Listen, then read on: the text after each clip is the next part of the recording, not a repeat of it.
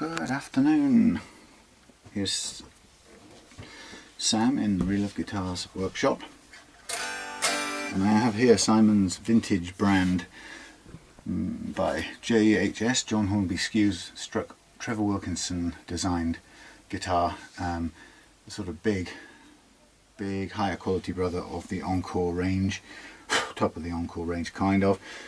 Actually maybe middle of the range of what Trevor Wilkinson does. He does the Fret King guitars as well. But this vintage range are just great, and I love these Icon Strats. What have you got? You've got 3 single coil pickups, which have a very credible sound. You've got a mint green pickguard here, which Simon wants replacing with a black one. Personally, I quite like the mint with the red, but we're going to change it over for a black one, but obviously he can change it back at a later date. We have a typical nice, I like the wide, fairly wide vintage necks, rosewood necks on these guitars. We've got, I was going to say split post, but they're not, they're standard kind of tuners, but they have a vintage Clousson style or whatever that is there. The non-fendery headstock, which is actually not a bad looking thing all told. This has got some serious dents on here. I don't know what's pressed into there, something squished it down, maybe a tuner or something. A fairly wide nut. This is actually wider than, like on all Encore guitars, this is a wider nut than normal, wider in that dimension, so not as easy to change out. So hopefully I won't need to change this out if I'm careful with cutting it, although not being bone, it won't be an ideal material for me. We have a full weight block on this for good sustain, which is a nice touch on these vintage guitars, and a tremolo that's actually quite usable if Simon were to want to use it. Now, I don't really think, he's not asked me anything specific about the tremolo, and I can see it's locked down as it stands, so that's how it's going to stay for now. But they are good quality, and it's always been my view that as long as we get the nut slots right and the slack is all over the strings, then a tremolo like this is actually good enough quality to work, but it is pretty much tied down. It's actually a little bit, well, these are all a little bit uneven, but a quick check on this guitar shows me that the first fret action height here is really high. So I'm just going to read off what I measured. It's over 0.8 here of a millimeter, over 0.8 on the A. The D is a millimeter or a little bit more. Over 0.75 on the G, at least 0.8 on the B, and probably 0.9 or a little more on the top E. So all of them kind of in the territory of possibly introducing intonation errors, which we don't want at all. And then in terms of the action at the end, it's pretty low, set low as it is, but it's set low with a cost. One of those is we've got choked off notes. Most of it plays, or there is a little bit of zinging.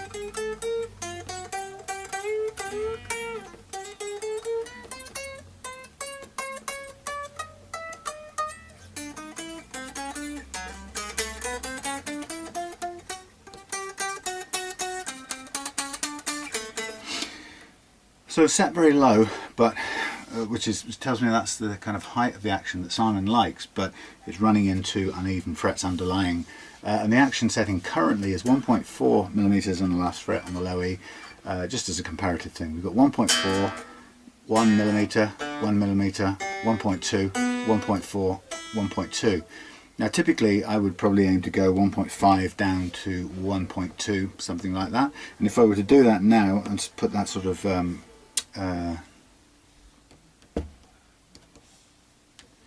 what is it, blend spectrum from, a curve or a gradient between 1.5 and 1.2 or 1 across all these strings, you'd probably find the one here, the B, that's currently at 1.4, if you turn that down to 1.3-ish, where I would be wanting it to be, or sorry, not even 1.3, a bit less, maybe 1.2, you might find it's even pricklier.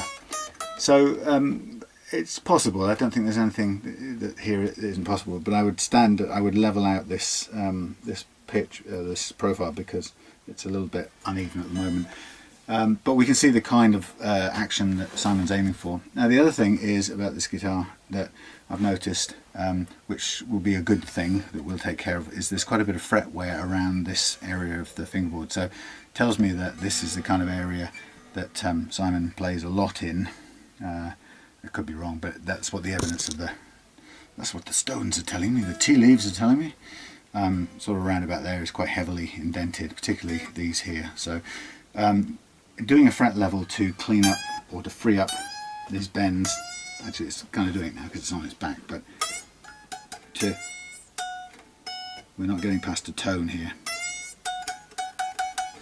To free up that bend to get past the tone, we're going to need to do fret leveling. But in doing fret leveling, the plus side is that we're going to take care of this wear at the same time. So I always say that fret leveling is a judgment call depending on your priority, and in this case I think it's almost an equal priority between cleaning up this quite significant denting here, particularly on the, well, actually on all of these frets here, the first 4 frets. We're going to clear up all of the dents and notches here, and it's going to be on a par with leveling the frets, which probably only need a minor leveling to achieve the bends that we're looking at, because none of the notes are choking as such, they're buzzing fractionally. So it's going to be a job of kind of competing priorities, those two things, cleaning this up, because the chances are, what I mean by that, the chances are is we could do some leveling and free these notes up fairly quickly, but it still would leave us with some dents down here. So I'm probably going to go, effectively going to go a little beyond where we'd normally go to just free up these notes in order to clear up some of these dents down here as much, as much of it as I can. Might as well, and generally speaking there's enough fret metal on these frets to do it. Along with that, I'll lift up the plate, we'll take it off, and we'll change out, swap everything over onto the black pickguard. We'll make sure it fits first. I can see already that we're going to have to drill a couple of holes, because although it's an 11-hole pickguard, if it does fit, we're still going to be left to the situation where 1 or 2 of the screw holes are in the wrong place. But Simon said that it's fine to go ahead and drill to get that done. Okay, so I'm going to come back a little bit later on, do this when it's later on this afternoon. I've got other things to do, but there we go. What I can do is give you, before I switch off, I'll give you a quick sound demo of these pickups, and they're Wilkinson jobbies. I really like them. I've got me a free strat that came with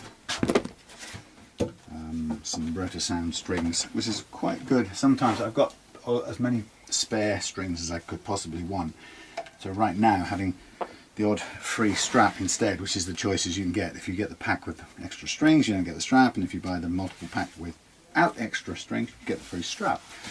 So for now, having the strap is quite good, because I seem to lose them somewhere along the line. You can hear already it's got a fabulous sort of 60s Strat tone to it. I'm on a clean jazz chorus sound. Effects off. I'll put the reverb off. Gain half. So just a quick tune.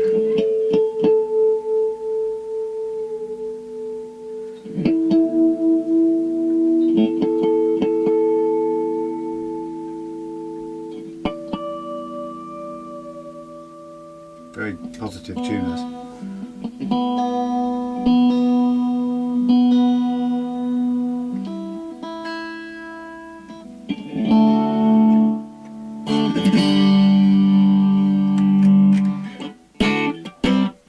It's almost got a compressor type sound on this.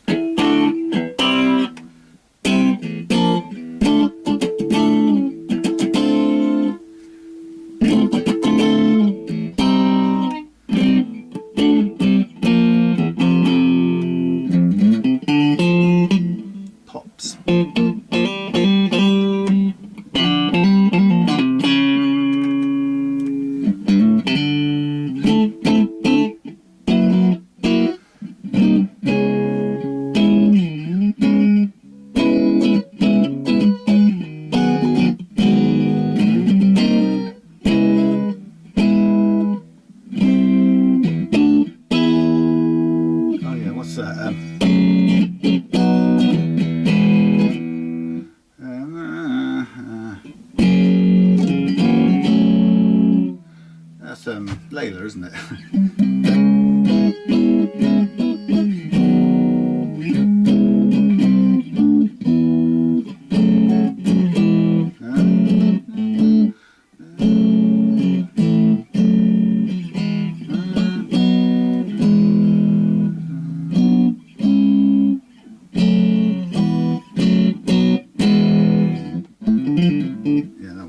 Anyway, it's got a great tone. I really like these Wilkinson pickups. Can't fault them. Plenty of treble at the bridge end, and plenty of flutiness at the neck end.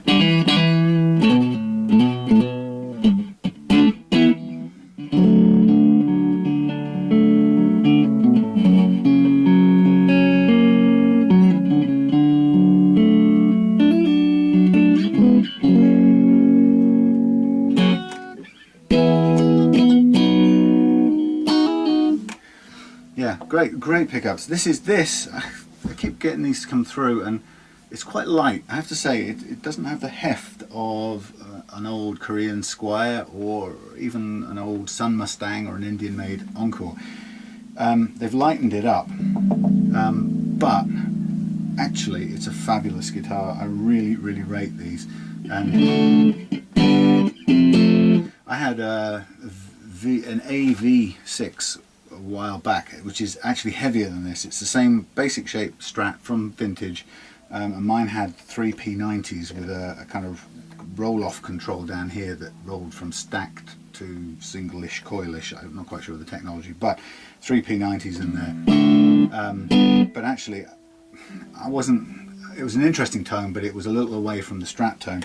To me, this is actually, this Icon series V6 is about as good a Strat as you can get as a, not beginners, and I wouldn't say that as a beginner's guitar, but actually as a budget beginner's intermediate guitar. This is superb quality, and the sound from it is just brilliant. And the tuning stability, for example, this one's obviously got the sort of distressed finish, so it's a little bit sort of, it's particular, and it's got a sort of matte colour, and it's got some, you know, just relicking gone on with it, and I don't mind that. It's not my personal favourite thing, but overall it is a superb guitar. And actually I have to say, it's only brand snobbery that stops people who don't like these from liking them, because this is a great neck for playing on. It's not as narrow perhaps as some, but it's not a bad profile. It's quite slim. It's a sort of a shallow C, if anything. Maybe it's not really a D, I wouldn't say. Maybe a shallow C, but I love them. I'd happily keep this and play it in Strat mode. The only reason I don't have one of these is because I've got my own little put together Encore version, which has a particular neck that has a special sentimental significance for me. But I loved my AV6 version of this, and in a way I'm sorry that I sold it, but I'm always on the lookout for another one. But I would have this vintage Icon at the drop of a hat. But you can hear we've got to do a little bit of work on this.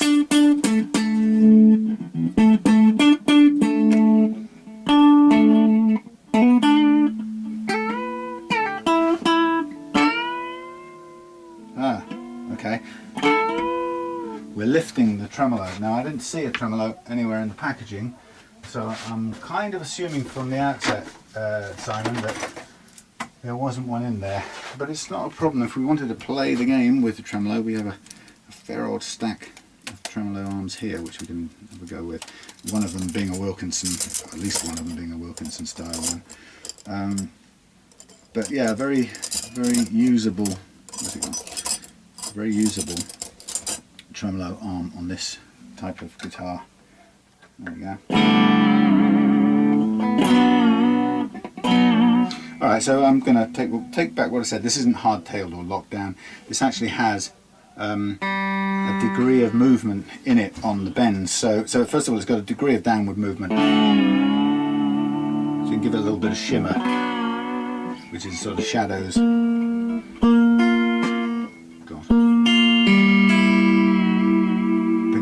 Things. So set for downward movement only. If you wanted it, with all these trems, if you wanted it to work backwards as well, you have to begin with the trem floating. You have to kind of set it up in a dynamic balance between the string pull and the spring pull, and it leaves it canted up like this, and then you can pull backwards a certain range. That's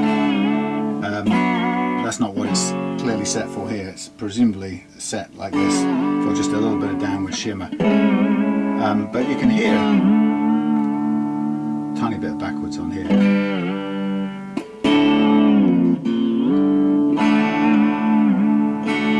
Pretty stable. Yes, so, but what I noticed about this is because it's just off the deck, what you get is when you bend a string hard, let's show you what you get. Listen to the low note. Oh, sorry. Try and listen to the low note. I'm touching it, I don't want to do that. Let's try that with high E. Actually, I don't need to hit the E. So what I'm doing is I'm bending a note, because there's enough springiness in this, the whole tremolo block moves forward when I bend the high E, because it's putting tension on this, more pressure on the strings. Can be a bit disconcerting, when what we actually can do is that we could just cure that by locking this down a tiny bit more, still giving it enough room. As it happens, unless I check that out with Simon, I'm not going to do that. I'm going to leave it exactly as is, because it's not so bad. On a floating trem guitar like that, you do get a lot of that. On my Brian May inside, for example, you start bending a string and anything else that's ringing goes down in pitch as you bend another string, which can be a bit strange if you've got an open string hanging, carrying on ringing. But it's not a real big problem. Just an observation. Anyhow, I'll check with Simon on an email if he wants anything doing with that. But pretty much. We're going to leave that as is, but you can see it is a usable little tremolo system. First of all, it doesn't wind in, and therefore for some reason it fits much better than most of the wind in screw in systems. So it's just a kind of pull in, pull out, and it has a nice sort of airtight to it. And I like these Wilkinson things. This may not be actually a Wilkinson one, it looks a little bit straight for it, but it has the same function. And it actually feels quite good for this unit. And of course, even better if you've got a ton of reverb picked up there.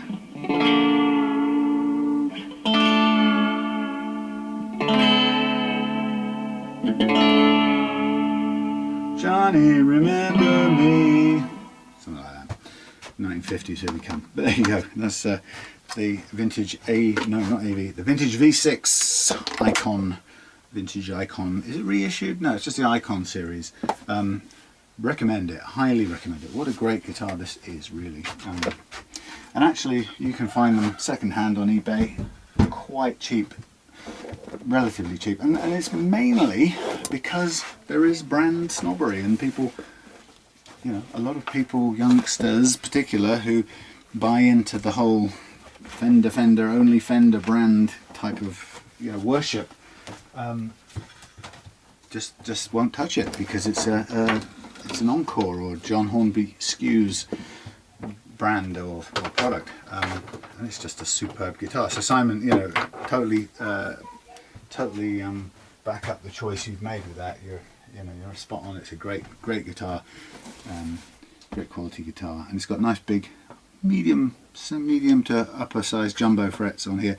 They're wide but not necessarily tall, but they still make a nice playing experience. So anyway, I'm going to take a break. Back with you later when we get onto this guitar, but for you it'll just be like a flash of the eye.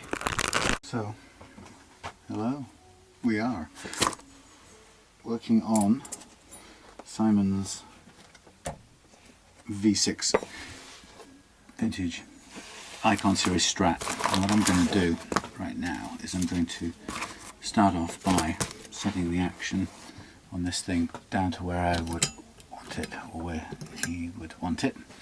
And as I said before, I'm going to go from 1.5-ish down to 1.2 or 1 as a target action.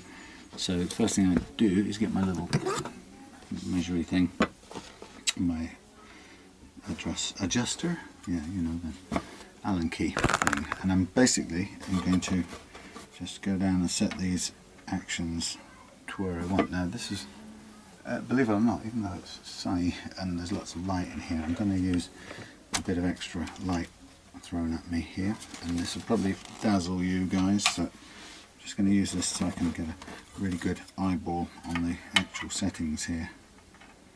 Well, I think I can anyway.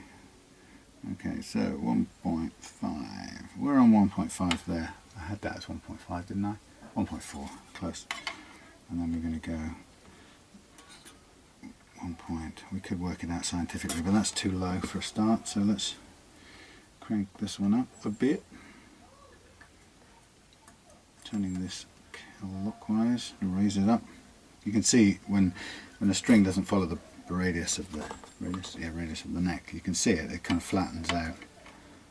Okay, so we've got 1 point. That's a little high, so we're just going to go a tiny fraction back. So we're going from 1.5 in a sort of slow tail off down to 1.1, 1.2, 1.0. So again, tiny fraction, so just a little bit more in clockwise. I'll look at it, and then we're going to go and pull these over again whilst looking at the next one. 1.2, that's about right. This one, 1.5. So we're going to take these down a tiny bit.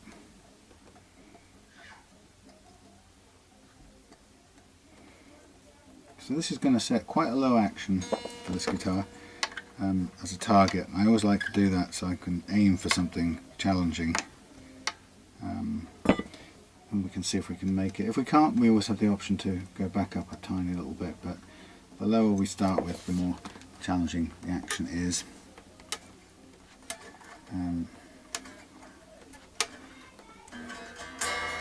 Obviously out of tune right now. Just looking at the curve, that follows the radius quite well. Let's just get a note out of here for a second. And what we'll probably find is that we get buzzing, more buzzing in some places.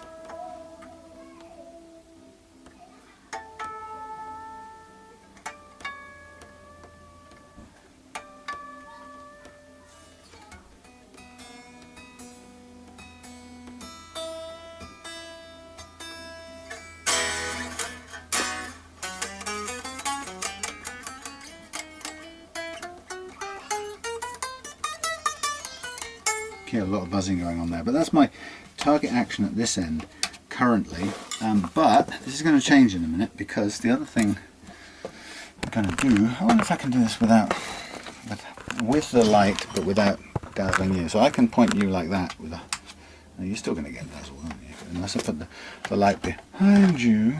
Yeah, okay, we can live with that. So what I'm going to do now is I'm going to just look at resetting or filing, filing down these, the first fret action to the correct amount. So I'm going to just choose myself a series of files which are about the right size. I always like to go above what I'm doing, makes it much easier to work with. So I'm going to go for an 11 to begin with, if I can find it, then 11, 13, 11, 9 to 11, 11 to 13, 16 to 17, should be a bit more really, 26 to 32, 36 to 42, wherever that is, 36 to 42, which is there, and 46 to 48, which is the last one on my list here. So that's pretty good. It's always a little bit above the gauge I'm using, and that's what I want, because I want these things to be as loose as possible. Now what happens is when I bring this action down here, just a tiny fraction, this is also going to reduce the overall action down here. But it's much of a muchness, and you can do these things in kind of any order you want. I'm just going to have a quick look while I'm at it. I looked earlier on and it seemed pretty good, but I'm just going to have another quick check at the relief on here. Now the relief on your guitar, it needs to be some and not too much, but that's about right on this, so I'm going to carry on. About right is, in this case, maybe 1 point. sorry, 0.175 of a millimetre. So I'm going to choose my chosen, turn this, oh now I'm going to make sure it's in tune first. Okay, I'm going to take my chosen thingy, this thing, feeler gauge, and I'm going to go for a target of 0.3. Now on this guitar, it's got a kind of hard plastic nut, and you can see, I don't know if you can see, but the gap above, the amount above the target of 0.3 that I like is crazy. So I'm going to, because I'm working with a substance that isn't bone, I'm going to go a tiny fraction higher.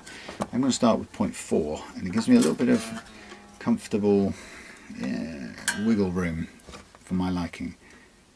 So I'm going to start with my 0.032 of an inch, and I'm going to just gently cut in here. I'm cutting backwards to keep the gradient coming up the back of the nut to the front of the slot, to make sure the string basically launches off the front edge of the nut as opposed to anywhere halfway along or back.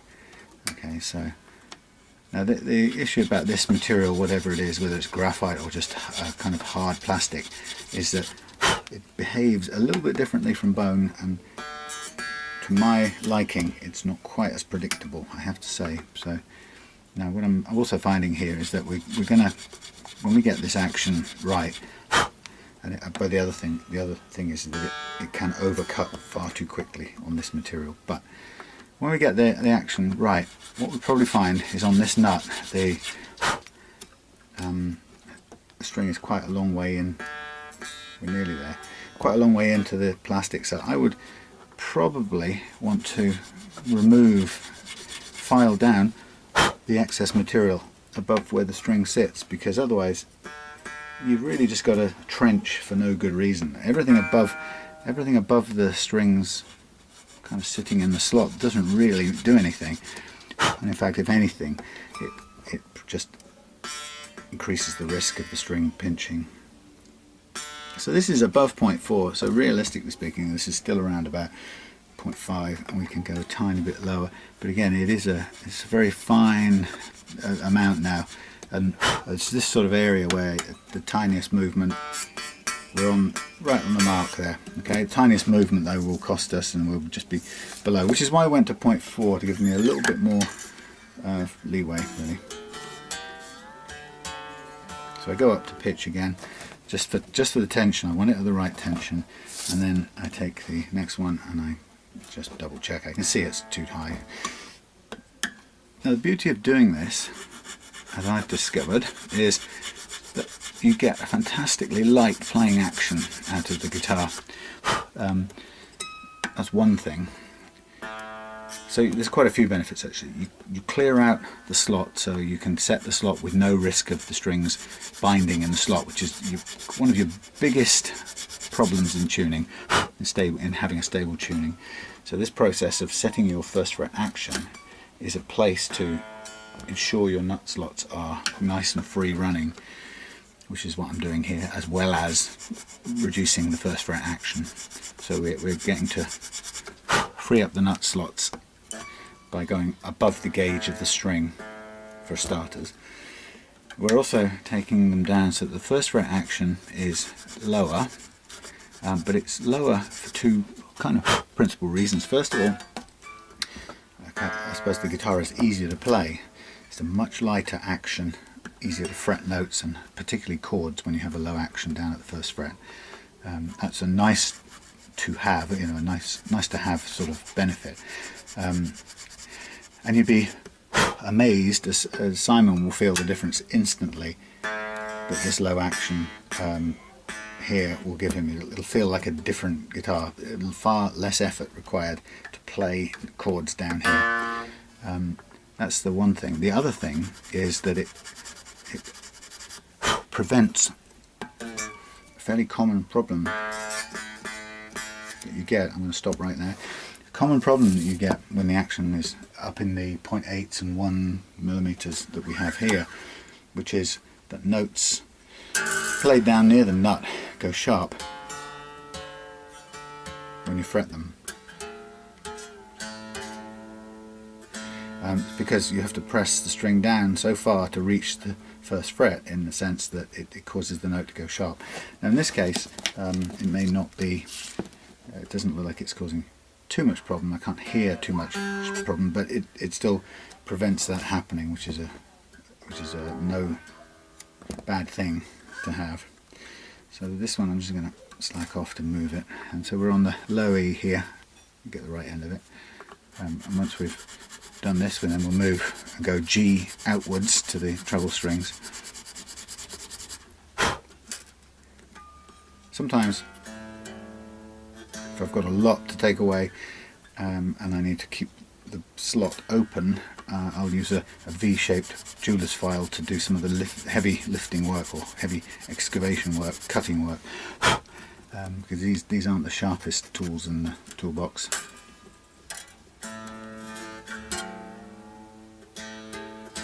So I keep putting it back to tension, looking at the gap, and it's way over 0.4. It's still up there in the high figures.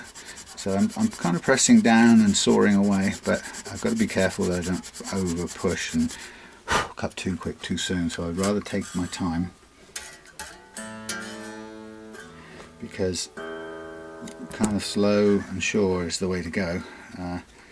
Unless you want to risk running over and overcutting the slots. And there are a number of things you can do if you do that, but it would be much better to get this where we want it using the same nut in this case. Normally, if this had been a different kind of strat, I may well have just taken this out and replaced it with a new bone nut. But the reason I don't on this one is because being this vintage brand, the nut is slightly non-standard, so I'd have to shim it and pack it out to make it fit, or I would have to cut a custom one from the start, which is a bit of quite a lot more time. So the only reason, personally, the only reason I would go for replacing a nut with a bone one is for the accuracy of the cutting. If this had been a softer, cheaper plastic that you often find in budget guitars, then I may well have had to have replaced it with a custom bone nut, simply because with the cheaper, spongier plastic you just cannot get the accuracy of the cuts that I need here for this accurate first fret action. It's not easy to get. Okay, so but this is behaving itself at the moment. Now it'll be a little trickier at this end because the slots or will cut quicker with these finer files, so I'm going to have to be really on guard to be just gentle with this and go for repetition as opposed to force, and even then sometimes you can't guarantee it. Now when you're cutting the nut slots, if you go wrong, the main way you can go wrong is to overcut. If you overcut, you can use a sort of repair approach, and that's not so easy on with a black plastic nut like this, but you still can do it. You can use a mixture of super glue and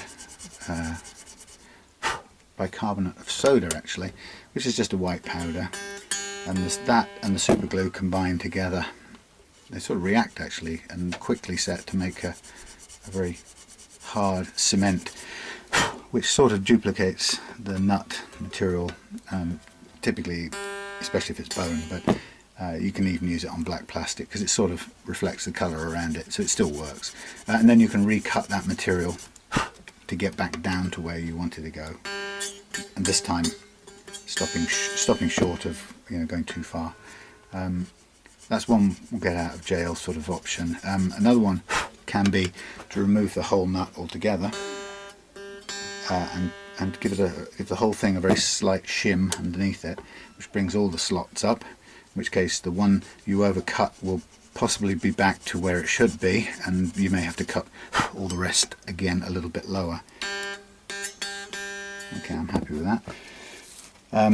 That's a bit more of a clumsy thing because you have to knock the nut out, and with a strat or a Telecaster, whenever you take this nut out you run the risk of breaking it and or breaking the rosewood on this side, so it's it's something that you want to try to avoid doing probably.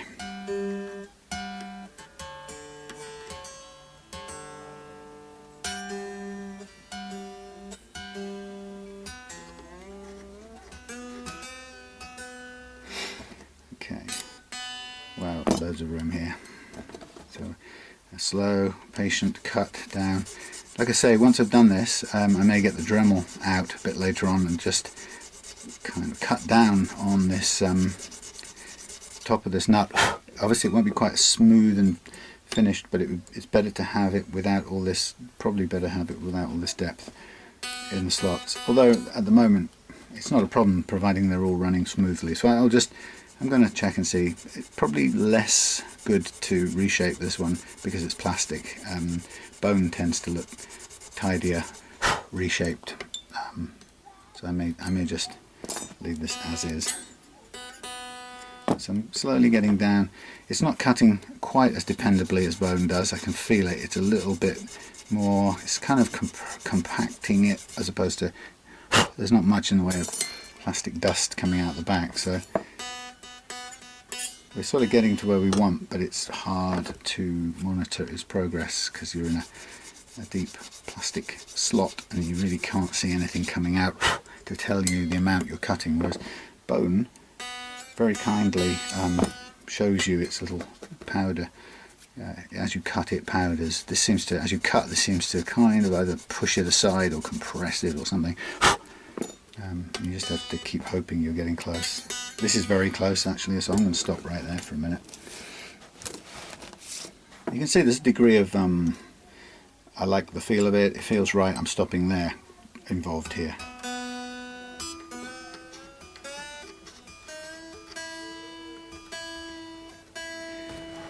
Okay, so we're on the top one and things are going well so far. This is the 11 for a 9 gauge string in this case. So again, this one is such a fine slot, it's really difficult to cut. The deeper it has to go, the harder it gets to cut on this kind of plastic and this kind of depth of slot. So you've really got to be vigilant at this stage when cutting, because you can find yourself overcutting in an instant. I don't want to be in that situation. So when you're cutting, consistency of your technique and your angles, I guess, is really important too, because any big movements in the angle you're doing your cut, any big changes in the angle will quickly take off height from the front edge of your slot, which will suddenly drop the action down much lower without you having a say. I'm going to stop just about there. I quite like the way that's looking and feeling, and because I can. So then when I, lights out, let's move this out your way, just a second, push, oh my goodness, push back.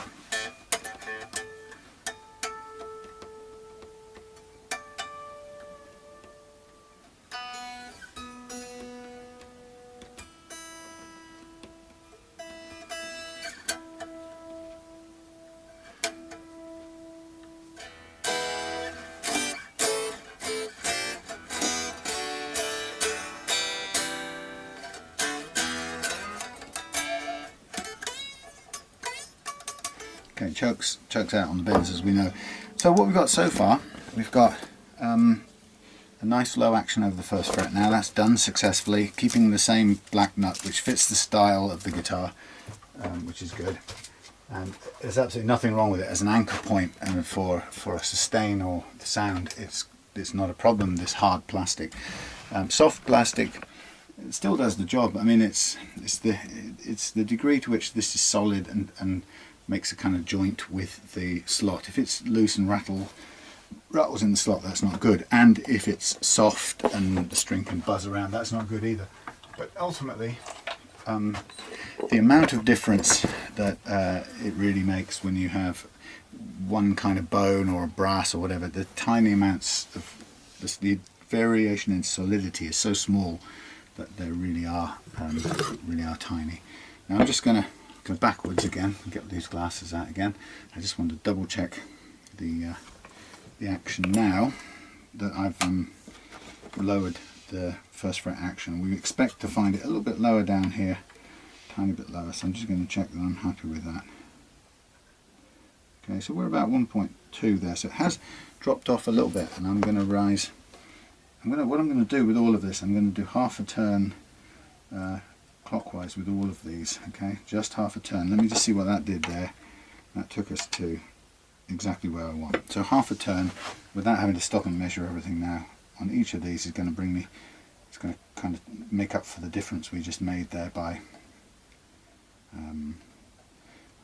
lowering the first fret action approximately.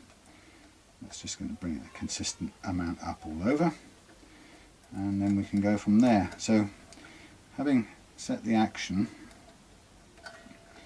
at both ends and with the neck relief, it's looking good. Okay, it will obviously slightly affect the tuning there, but I'm not worried so much about that for the moment. Now what I'm going to do is I'm going to slack off the strings, and I'm going to mark up the neck ready for our fret leveling process. Let's get this big thing out of the way, get you a bit of view over there. So quick leveling, loosening off. Go and find me. I can't find my regular one. Oh, it's in here. Okay, my jet black one. So I'm just going to, for now, I'm just going to pull off all of these strings, and I will put them back on in a minute. And so this is the reason why I kind of treat them as sacrificial, because at this stage in the game they're having to come off and slack off and be tightened up again, and really that does stress them out a bit. And obviously once this is done, I don't want to send a guitar out with tired strings, even if they're fairly good condition. I want them to be as brand new as possible. So I consider the ones that come on the guitar to be sacrificial, and they're there just for the purpose of doing the setup, which is going to knock them around a bit, as I say, and until I'm done with the fret leveling. So what I'm doing right now is I'm marking all the frets up with marker pen, and the purpose of this is solely to allow me to see what my fret leveling instrument, the banana as I call it, is doing. It's very handy because it allows me to see the, my fingers, I need to slacken them off a bit more. It allows me to see where the leveling file, or the banana, is cutting, and I use this marker method twice along the way of doing this process, and it's very handy both times. So having marked up all the frets ready, I then replace all the strings and once again tune it up close to pitch as I can. Again, it's the musical pitch isn't the important part, it's going to pitch mainly because we need the guitar under as close to normal playing tension as possible.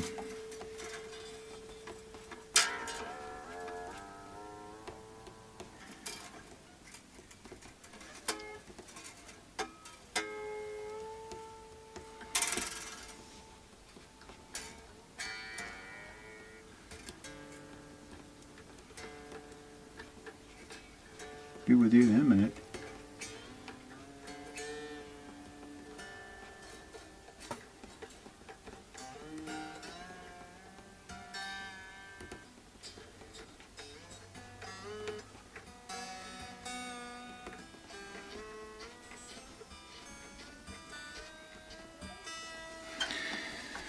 So let's give these a bit of a stretch, everything other than the A, which I've already stretched.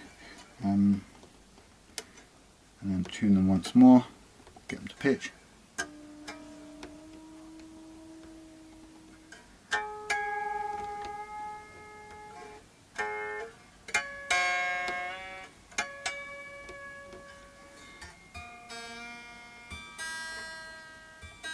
There we go. Alright, here's the fun part. I've got my banana fret leveling file, which is basically my truss rod. I've got my little Allen key there for making adjustments, and I've got to do this process. I've got 3 little brass feet, and I'm going to use these little brass feet to help me calibrate the truss rod so that it mimics or matches the curve that's currently in the neck. Now obviously you can see the neck is it's supported halfway along. It's not in playing position, but it's close enough and it's under support, so it's still got the relief curve in it. And we're going to measure, or we're going to calibrate this this device so that it copies as close as possible the exact curvature. And I'm doing that by making tiny adjustments to it, to the point where all 3 brass nuts touch the tool at the same time. We're almost there, but there's still a tiny gap in the middle, so I'm going to curve this a tiny fraction more, and once it's curved perfectly it will touch all 3 just about the same time, and we're there, if not just a minor fraction over. So I take the tiniest adjustment, which you can barely even see or feel, and that will bring me too far back. So it's really good discipline to just keep going until you get that exact calibration right. Once you've got it, that's good.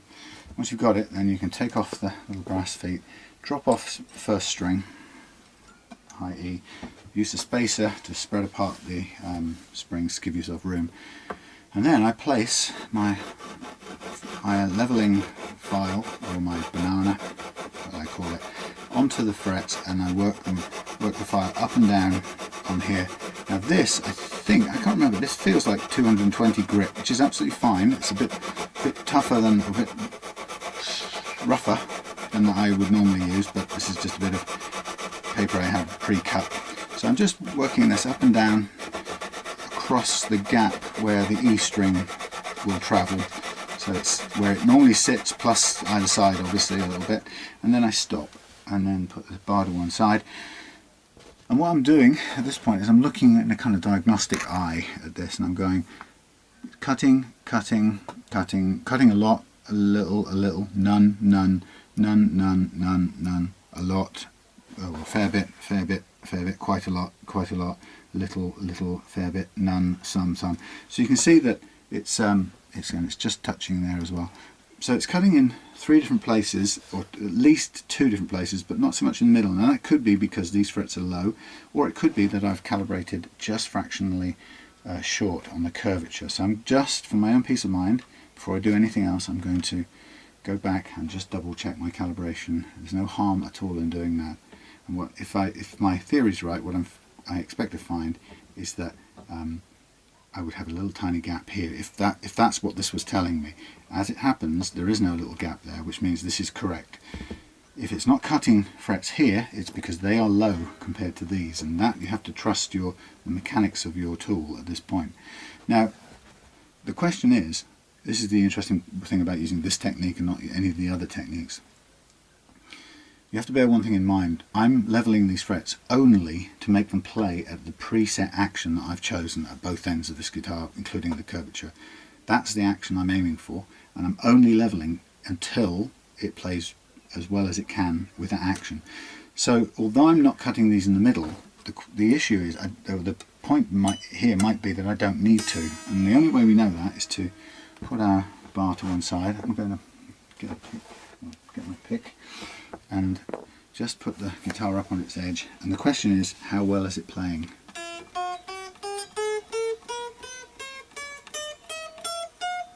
Tiny little bit of zzz there. I wouldn't call it buzz, but it's sizzle. I think that's pretty good. Now obviously I'm not going to try the bends there, because we really need to have leveled across here before we can test whether the bends are cleared, because the E string, or whichever string, moves across into another track. So I'm going to take a tiny bit more off, because we had a couple of sizzles in there, and also I'm noting that at the moment we still have a tiny low spot there from the string wear, and then there are a couple of low bits in here which are actually on frets that, judging by this at the moment, the system is telling me that are actually a little lower than the other ones. So we're not going to hit those dents at all yet until we get down a bit further. Just, everything here is going as it should, and it's telling us the correct information, if you like. It's giving us very good feedback on what we're doing and what we're looking at. So I do a little bit more fret leveling, and you can hear it and see it doing its stuff, and I'm going across the side to side a little bit across the slot where the E string lives, and then once I've gone a few times I'm going to stop again and take a look. Now I can see there are some pretty heavily hit frets, that one down there and a couple up here, and you can see them because they start to build up sort of fret dust on either side. Now I'm also now starting to clip the tops of these, which means we're all pretty much level, which now should tell us, I suspect we're going to get a completely sizzle free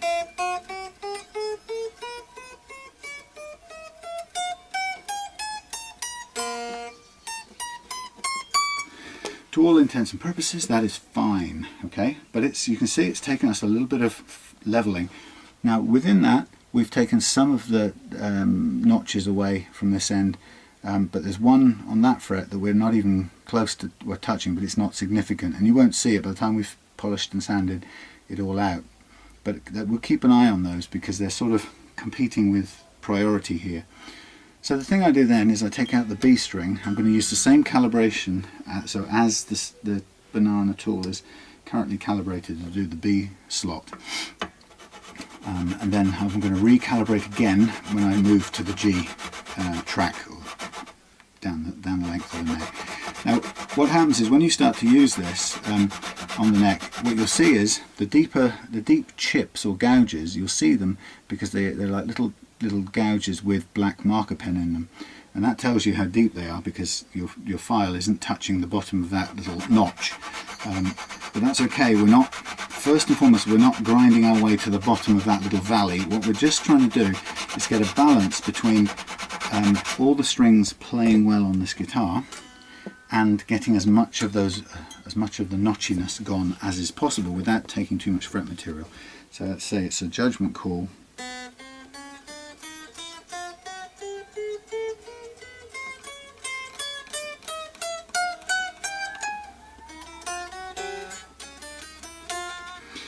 That's all playing. Now we might start to see whether we're going to get any.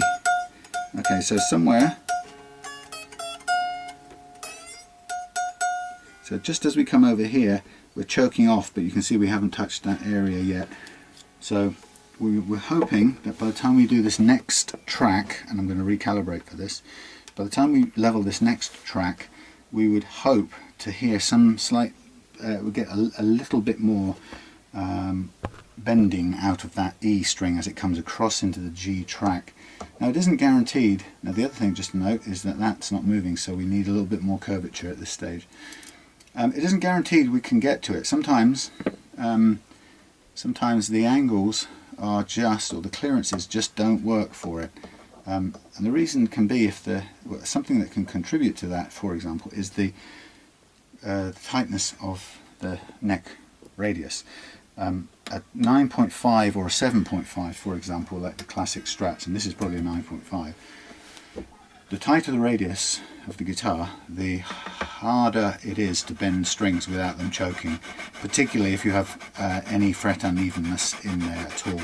So you would typically find that on a 7.25 vintage radius, even with fret leveling, you may find that you cannot go as low in your chosen action as you want, because it just will not, the clearances are just not enough. You're pushing a string uphill on a tight curve, and it just doesn't give you enough clearance to play with.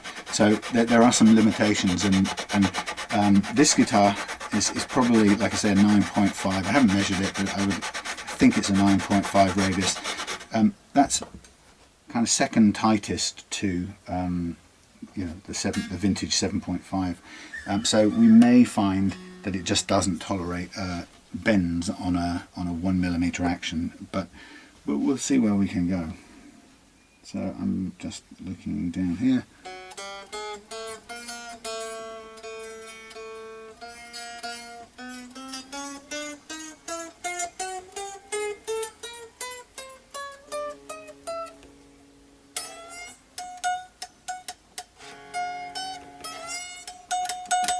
Just almost getting there. We've got a few sizzles along the way and a little bit of choke on the bend still, so I'm going to do a little bit more, but you may be able to see there's quite a lot of material coming off, or we're taking quite a savage amount of material. It's not too much. It's very common that if you're doing this for the first time, this sort of fret leveling would freak you out, because you're seeing you're seeing metal come off the top of your frets, and it always looks worse than it is.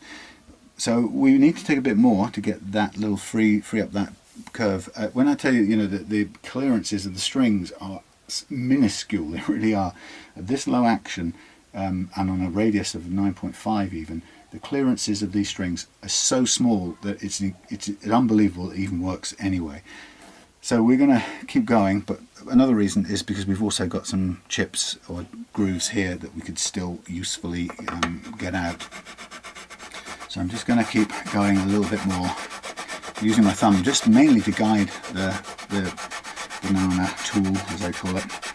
And I'm just watching where I go, and I'm just making sure that I'm not going to grind these things down to nothing, and that we aren't left with a guitar that we can't play, because of course that's a consideration we've got to be careful with. Always part of the judgment call: is there enough fret metal to do this with?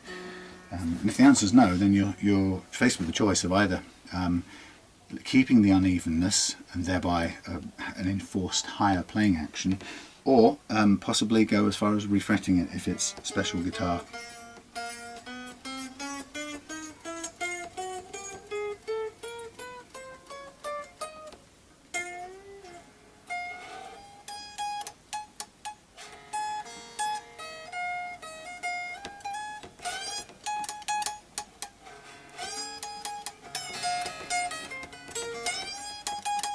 We're nearly there on those bends. You see how my fingers are getting dirty now.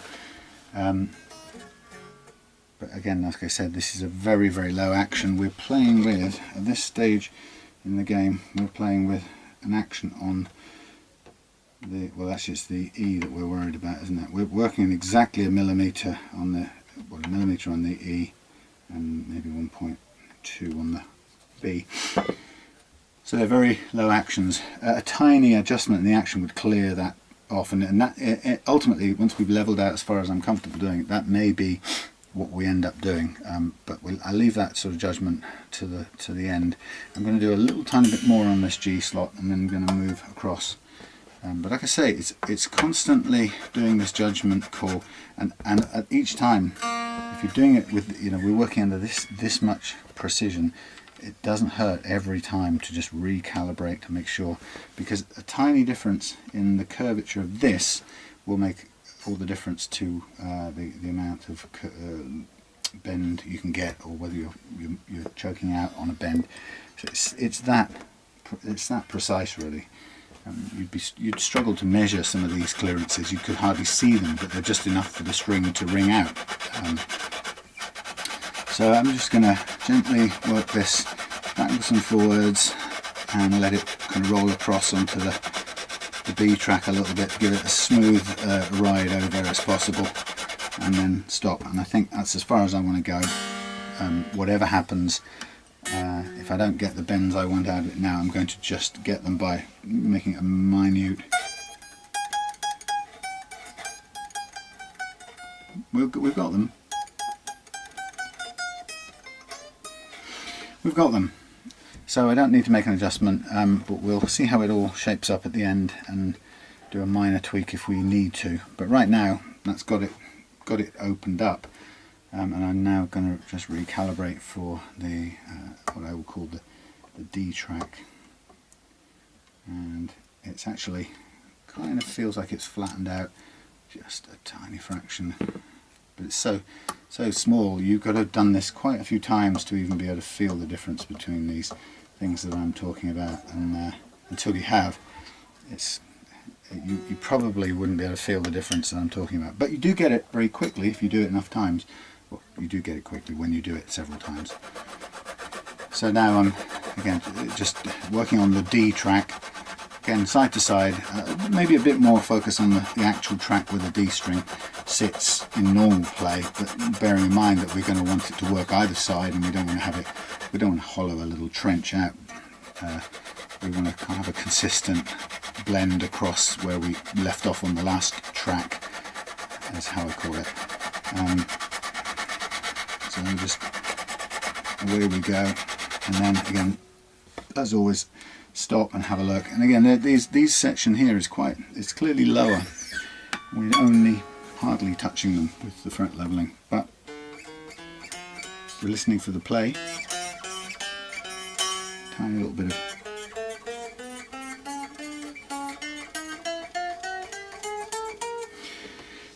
still a tiny bit left, and because again we're doing it so precisely, I'm going to once again calibrate just to be on the safe side. I recommend doing it more times than you think you need to do it, because the more precise you are with it, the better a result you're going to get. And I would say that's because this, by the way, this thing moves with temperature and, you know, handling and whatever. So I'm going to just curve that a little bit more, because we seem to have just missed out the curve a tiny bit. And the knowing how you know where it's on and not is a matter of feel between these different points. So again, it's not something it's easy to describe, although I have what am I talking about? Was that this? Hang on, let me go. Wait a minute, I've just calibrated the wrong slot. It's not something that's easy to describe, although in my ebook, available at all good ebook stores, i.e. direct from me on my Facebook page, I do describe in kind of long-winded detail how to do it. I think the point to say is you can describe it, and I do, but I think the most important thing to say is that it is something that you get a feel for over a few practical goes. You can't learn it in advance without getting your hands on and get a feel. So I'm just redoing the D track one more time, and having again checked the calibration to be really confident that I'm on the money when it comes to the mapping the shape of this neck, or the relief curve of this neck, and just do a little bit of extra push down here, see if we can get it to actually touch those frets, which you still can't. So it's telling us scientifically or mechanically or physically or structurally, or whatever you want to call it, these frets in the middle are a little bit lower than everything. Now that's interesting, because low frets are what dictate your action, basically.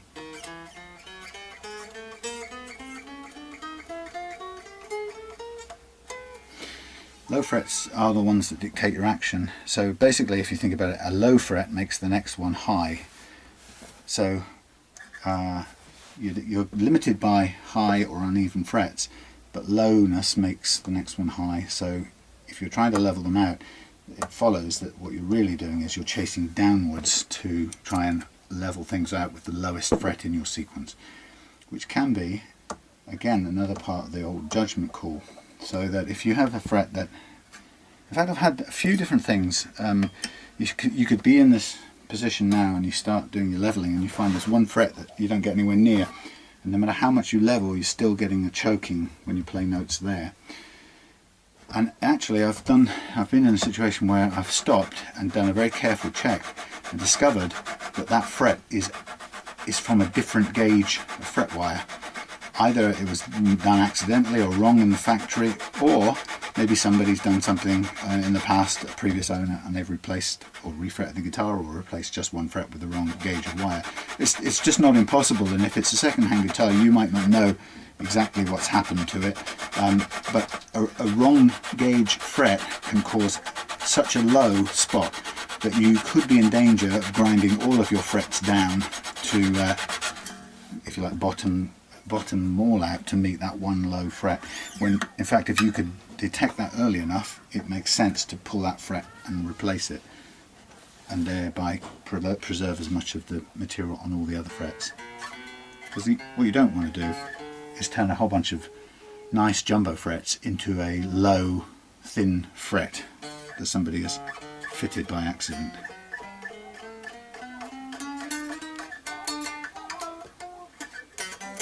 Or fitted because maybe they didn't have any other gauge and they just needed to get on and do it.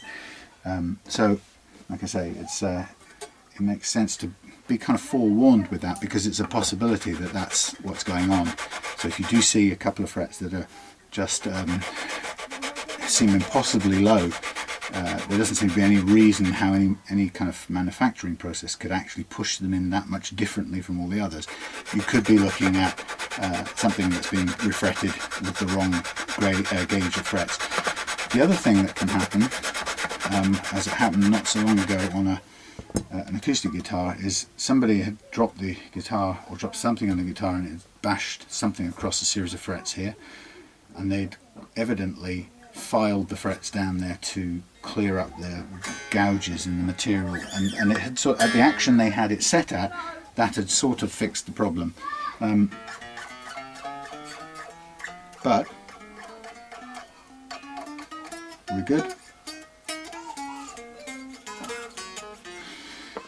It had fixed the problem at that action, but the issue was that I was looking to lower the action for the customer, so in doing so what that did was to bring the action down into conflict with those underlying uneven frets, and it created a real problem, and I had to eventually end up with a compromise of taking the frets around it down, as well as kind of staying at an action that was perhaps a little bit higher than we would have liked, maybe, because the only other alternative would have been to have pulled a crop of about 6 or 8 frets out and replaced them, which was quite a big deal and would have cost the customer a fair bit more. So the judgment call was to just back off a tiny bit on the action. It was hardly any, and the guitar still played beautifully well, but it was, you know, it's a tiny bit. But as I say, that's what makes it a judgment call, and that's why it isn't the one prescription all the way through. You've got to be kind of thinking on your feet. You've got to be responding to what it is you see and find, because what you see and find is going to be telling you information as you go. And the way this thing cuts is a very dependable diagnostic device in a way, or the process, because it's pure mechanics in a way. It's not lying to you. It's going to give you a pretty good idea of what's happening to the underlying frets. Okay, so I think we could be moving towards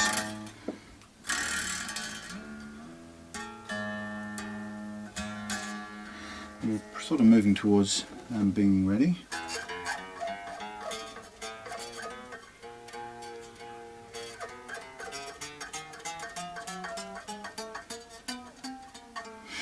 Tiny bit of sizzling going on here, but again we are, what are we on? We're on 1.5. Okay, in which case I'll go a tiny bit more, and I'll double check the calibration since we're on the last one, and you always put in a bit more effort as you get just close to home, because the temptation to slack off on the home stretch, it can be counterproductive, or can be costly. So I'm just going to double check, which I've done, and I'm confident that's the right shape. Make sure our support is in the right place in the middle, and then I'm going to just work that E slot a bit more, and once I've done it, can still see a couple of really low frets that are just not playing the game in this sequence with everything else, and I think that's enough for me. But there's this one here, these two here, I haven't touched them on this end, so relative to everything else, these 3, 4 frets are just still below the level of everything else. No, I can't really tell you why that is, and I don't think there's,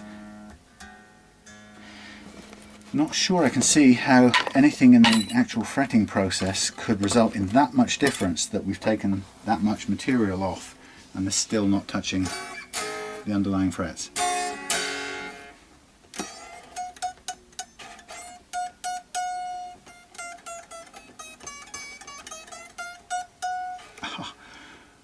Bend strings very well, but we've got the bends. As with all bending, your technique's got to be good enough in the first place to get the bends out of it.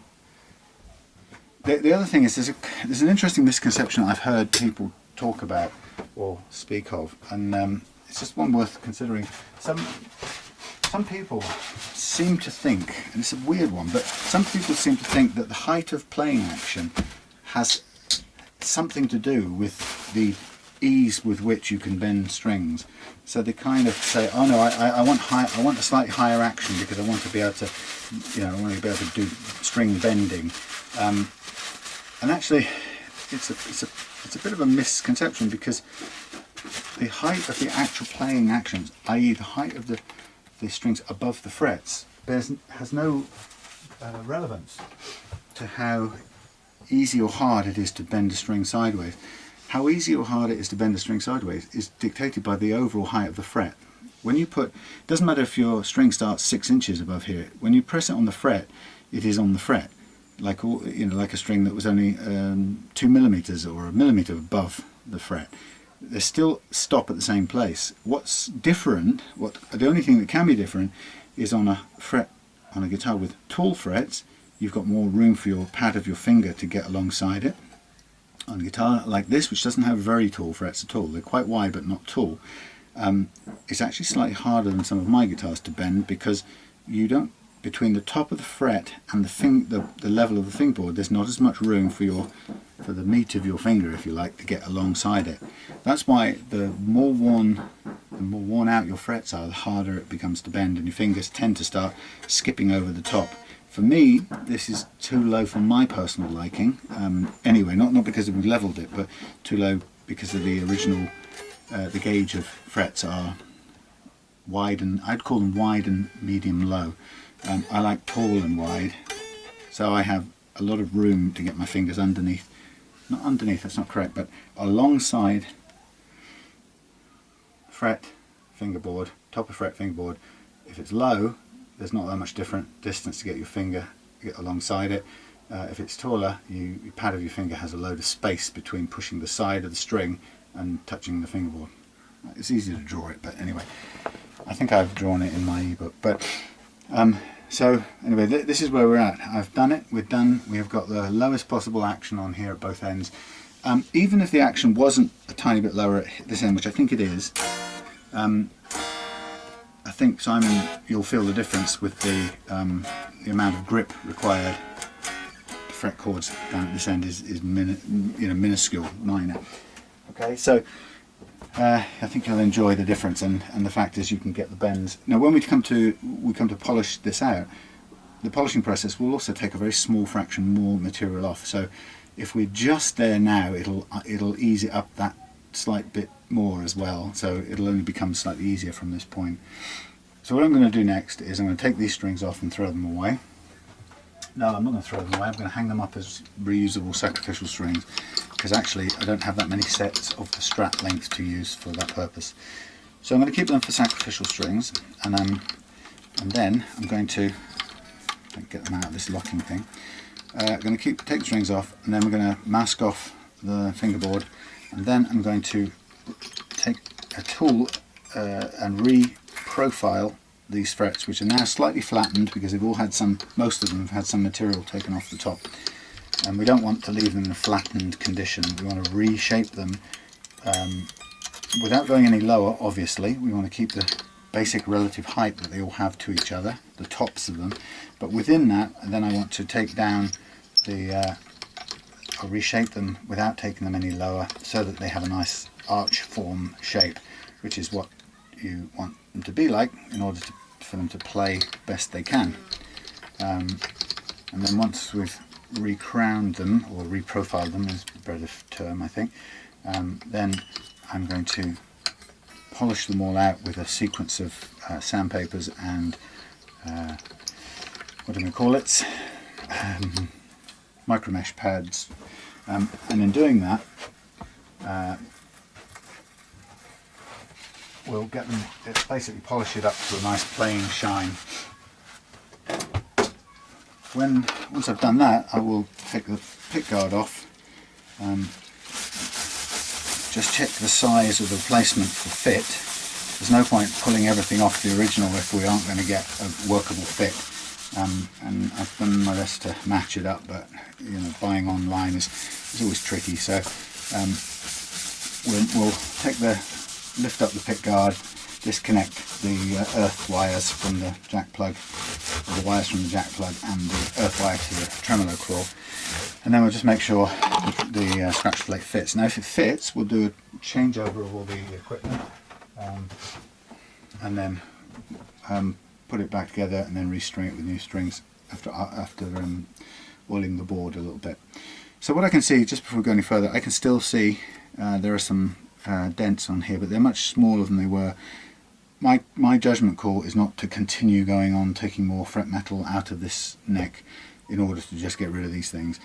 the only reason you would do that is when they become an actual impediment to play. Other than that, they're just cosmetic, and I don't consider it a good exchange to throw fret life away in exchange for being able to say, look, there are no marks at all on my frets. That's kind of, I don't know, it's counterproductive in my book. So it's, like I said all the time, it's a judgment call. Has this cleaned up those dents a little bit? Yes. Has it left some? Yes. Do they affect play? No. Do we want to exchange fret material, the life of the frets, in exchange for clearing those up? Personally, I'd say no, and the reason I'd say no is because they're not jumbo tall frets. They are already reasonably low profile frets, so I don't want to take more just to cosmetically tidy up that. Okay, so there's my logic. Long-winded, I know, but I thought I always think it's worth sort of talking through that logic, so that not just so that someone like Simon understands what I've done and why, but if you're going to do a similar thing, then you have a sort of an idea of my thinking process, at least in this kind of, it might be helpful. That's all I'm saying. So out these fellas come. They won't want to come out very well because they're a bit coiled, and hang them up someplace else to be used another day.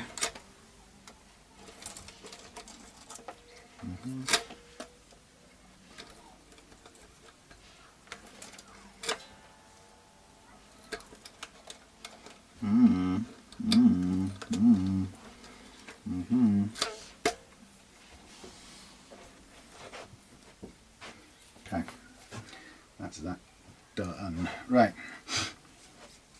I might, if I'm lucky, I may get a chance to show you a little shed mouse in a little bit, because I've got to do a little bit of rearranging in his cage in order to secure his water jug jar thing dish, because he keeps covering it and stuff. So I'm going to have to do a little bit of clever, I'm going to build him a partition with a bit of Velcro and a bit of oak, or actually maple is probably the best bet, but whatever isn't going to kill him if he chews on it, frankly.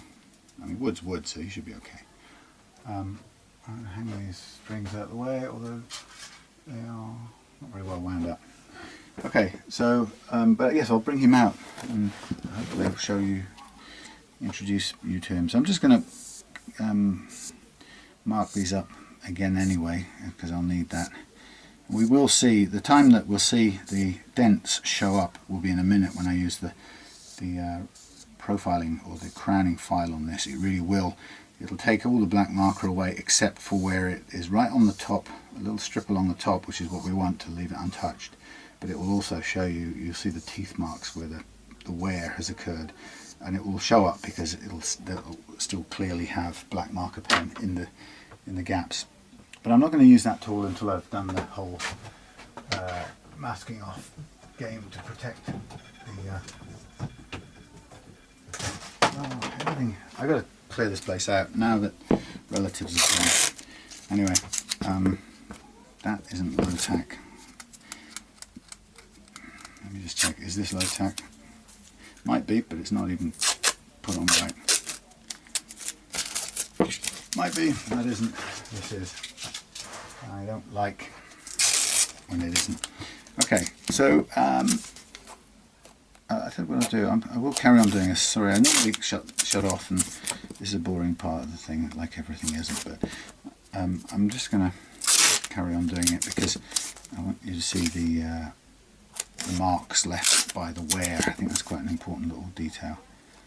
Okay, so but yeah, you might be wondering, if you haven't seen my Facebook page, you might be thinking, what is he talking about, a mouse in the workshop? And the mouse in the workshop is Morris, my cat, I really love guitars mascot.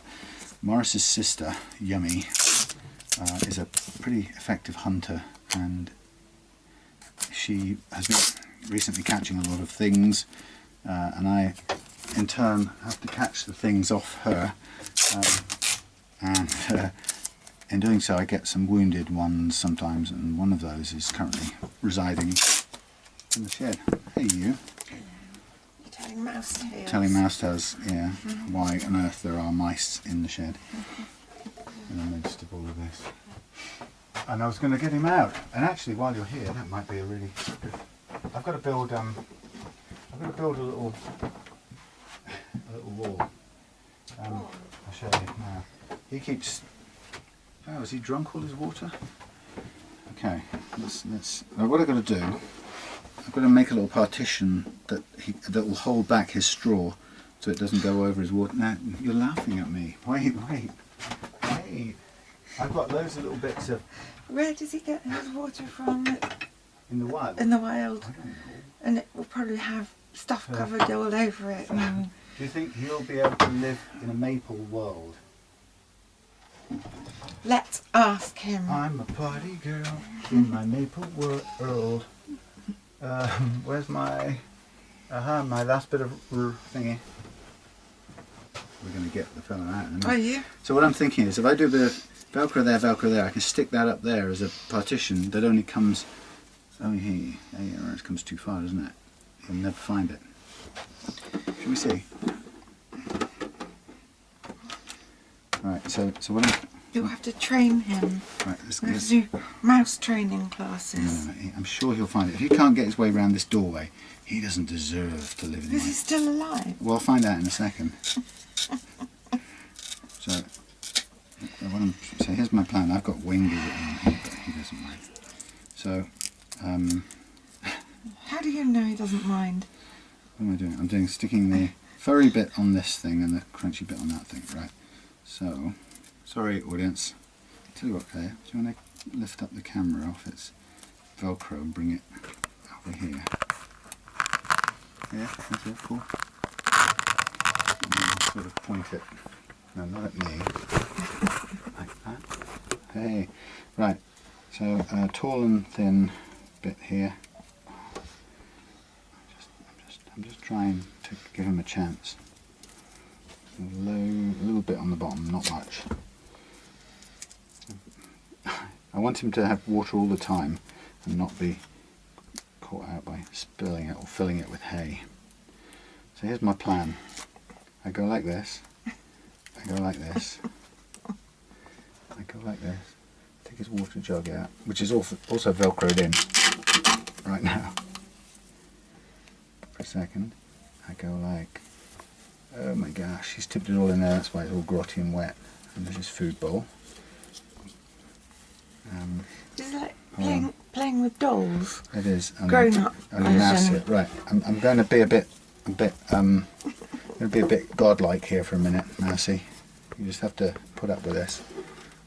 Do you want to sort of hold it higher? So No, because I'm resting my arm. Okay, hold on. Just going to give him a bit of a clean up so that the area I'm going to stick to has a chance of staying dry. Do you know what? What? You're a soppy git. I feel responsible, you know that. I'm sorry about the bashing around, Mr. Mouse. Something like that, then that all sticks there like that. Ooh. Then I can put that in there like that. Sorry, Mouse. And then I can put... the water thing's got too big now. I maybe not have given myself enough room. Okay. Sorry, Mousy. He's not going to like this, I know, all this moving around stuff, but it's for your own good, friend. Right, this and that. Do you think he's got a control issue? This and that. Right, now look. Now we're cooking. Right, now we get him some water on there. Do you think he... Oh, with his little broken legs, can he get up there? Sorry. You can go off there. I put a bit of that in there for him to climb on.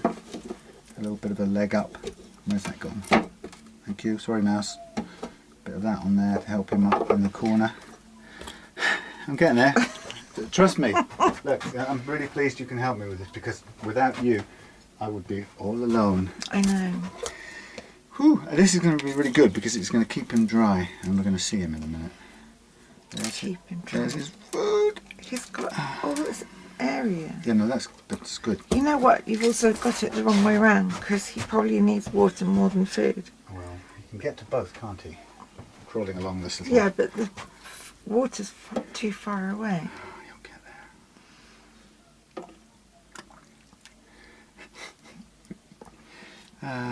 Somebody said, "What should go? Have you got a name for him?" And I haven't. Mickey. There's just something about paralysed. No use of his legs. What's the dog called in Simpsons? No, Family Guy. I don't know. The old man's dog. Dead dog. With horrible wheels. Yeah, horrible thing. Okay, so now you've got loads of water, my little friend. You've got some straw in it. Now here's the fun bit. Shall we see if he's at home? Shall we see if he's alive? He's escaped, audience.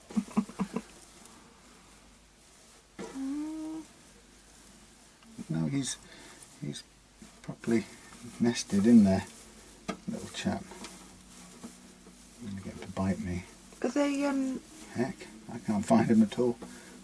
He is in there. I don't want to lift him out because he'll probably fall out and I'll never see him again. Where is he? Here he is. Hello, chap. Here's the star of the show. Hello, little fella. Oh, he's so cute. Look, he's actually not too bad moving around. His legs still not the best in the world. Whoop, whoop, whoop, whoop.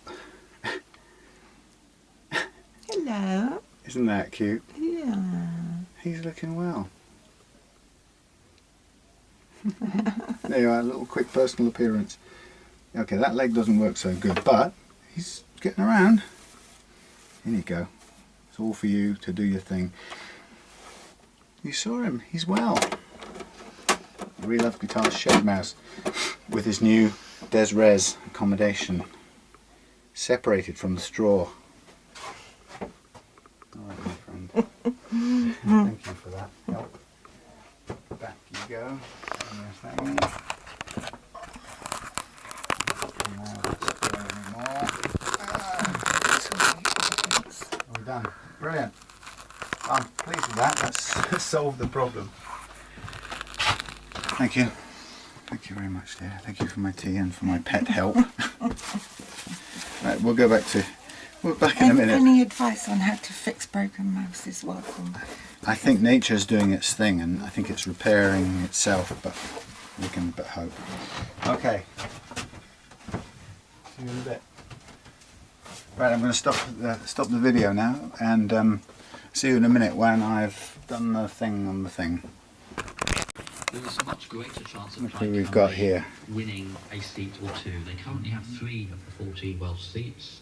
They have, I think, fair chances of holding all 3 of those, and they have realistic prospects of gaining Ynys Môn, where they only lost by just over 100 votes last time. They have some possibilities of winning a small number of other seats. It would be a major surprise if Plaid Cymru did. I'm going to get him some fresh stuff soon, very soon, in a minute. Alright, let me just turn the radio off. We could really be on the verge of something genuinely historic on June the 8th. It's a notion laid as... It's quite funny that he doesn't run away when he sees me. Can you get up and get your water? Oh, you tip up your food. Well done. He doesn't seem to run away. He's got quite used to hearing me and seeing me, which is quite funny. He's not a house mouse. He's a field mouse. So he's not the kind of Tom and Jerry mouse. He's just a little bit different. Anyway, and like I think I probably said, I wouldn't normally keep anything like that as a pet, but the reason he's there is because the cat's got him. Okay, so I'm going to use my Frit reprofiling file, and I'm going to use the jumbo edge, even though it's only jumbo in width really, but that's fine. And I'm just going to use this to file off the flattened edges of the edges of the flat spot, and the idea is to stop with hopefully a small black line of marker pen down the middle, which means we've taken the sharp edges off and just left the top untouched. But as I mentioned, you can see the little dents where the grooves are when you do this, and that's just what we're going to have to live with. We'll smooth those out a bit with the sanding process in a minute, which I again won't bore you with. I'll go off camera and do that whilst listening to the radio for my own entertainment. But yeah, it will smooth them out a little bit, so it won't be very noticeable. But as I say, it's definitely a compromise situation, and a judgment call on what's the priority here: fret life or kind of cosmetic prettiness, really. And I go for the practicality of fret life, I think. Unless, of course, a customer has said, I want this thing to look like the frets are brand new out of the factory, and if that becomes the priority, then that's a different issue. But for now, priority is balance between the two. Anyway, so the little mouse is, as you saw there, he's pretty bright and alert, which isn't bad for some creature that was almost dead when I rescued him. They have amazing capacity for recovery. They do amaze me. I've had, before this little fella, I had two baby voles. He's just still eating away. He looks pretty happy there. I had two baby voles in that tank. Both were caught by the cats, and they were one of the two. They were both pretty injured. One of the two was on its last sort of death rattles. You know, I don't know if you've ever seen a mouse that's been, or a small rodent that's been caught by a cat. They sort of, they're gasping there. Well, they look dead, and they're sort of spasming in their last moments, kind of thing. And I put them into the tank thinking at least one of them was going to die within minutes. And to my amazement, they both survived, particularly including the really badly injured one. And I kept them for a week, and I think they were brother and sister, or brother or sister and sister, and kept them for a week. And by the end of that week, they were fully recovered. And I set them both free in a very different spot. So as to whether or not it was the right spot for them, they were bank voles, so they kind of live in little holes in the banks and undergrowth, but providing there was enough cover, they would have been able to burrow into it. But it was amazing to, I'm a softie, but I don't mind admitting it, it was amazing to see them come back to full health from kind of the brink of death.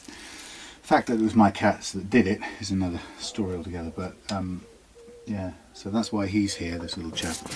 Anyway, I got my grades of sandpaper, 2 lots of 600, 2 of 1000, 2 of 1200, and then I'm going to go on to this set of micro mesh from 1500 through to 12,000, and at the end of that it's kind of shined up, ready to play, and then I'll come back to you when that's done. By the way, there's one thing I wanted to tell you, and I've said it before, but if you happen to be ever working with a Wilkinson equipped guitar like this, with these silvery, sorry about the radio in the background, these silvery logos on their pickups, they're stuck on, they're little foil stick-on logos.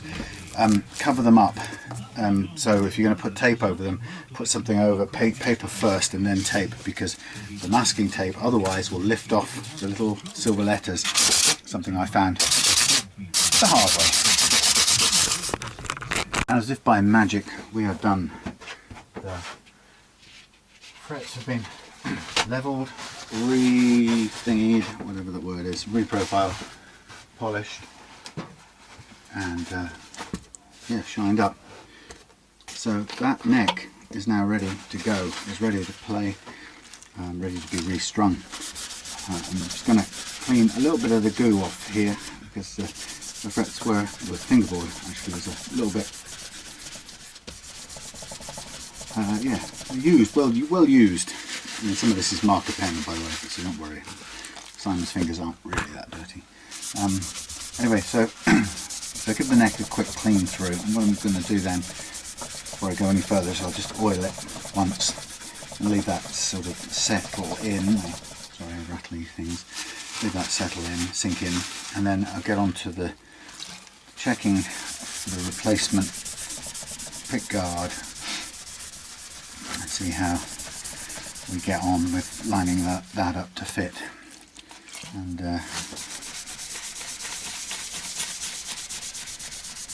if it fits, as long as it fits, it's not difficult. It's not going to be a major, overly difficult process. Get some of this dust off here. Yeah, it won't be an overly difficult process, so it shouldn't take too long. I'm hoping, providing this all plays and works nicely, I'm hoping to get this guitar back out to Simon tomorrow, because I know he's recording an album this week, or starting recording guitar parts on his album this week, so he's keen to get it back. I should have had it delivered to me on Monday, sorry, not Monday, Friday, get that right, but unfortunately parcel force let us down, and I know Simon, I think Simon put it in the post, or had it picked up or dropped off on Thursday with a 24-hour courier deal, and that should have been with me on Friday, especially having paid the premium for the pleasure of it. And it didn't get to me on Friday. I got it today, Monday, which is no bleeding good at all. I'm just taking off the knobs is the word. What I'm going to do for this is, of course that's going to fall out. What I'm going to do is take the back plate off as well. Now, what I didn't think of, I didn't actually get a black replacement plate, but we can get one ordered up and send it on. It's not the most important thing in the world, but you might as well change the two out together. I don't know why I didn't think of that. I don't think I've got one that matches, or I don't think I've got a black one. Well, that's not true. I have a black one, but it doesn't have offset screws on it, which this one does, so we need to get an offset screw one.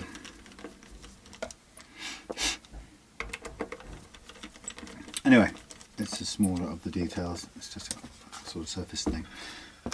So you can see here the nice big high quality steel block that these guitars come with.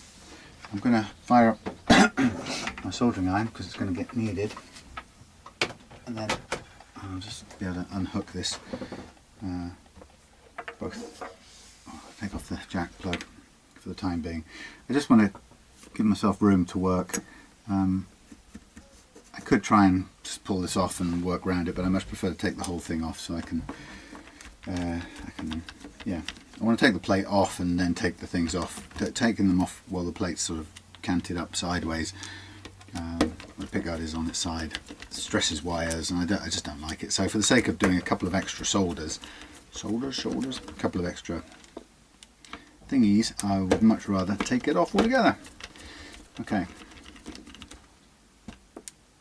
So while the soldering iron warms up, I'm just getting all of this out. I'm going to try and make the decision about whether the replacement one will fit without taking any materials off. So it's just a matter of lining it up first.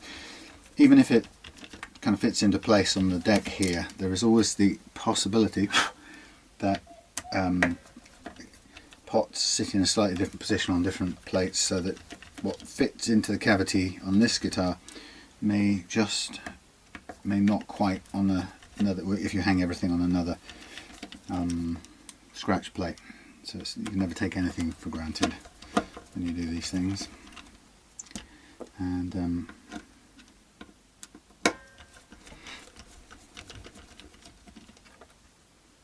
okay, that's that. And that, so it slides out a fair way actually.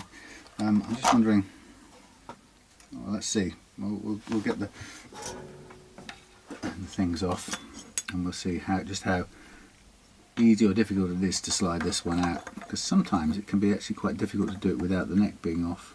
I'm just looking at this, the earth wire isn't very well attached on this thing. Yeah, we're getting there.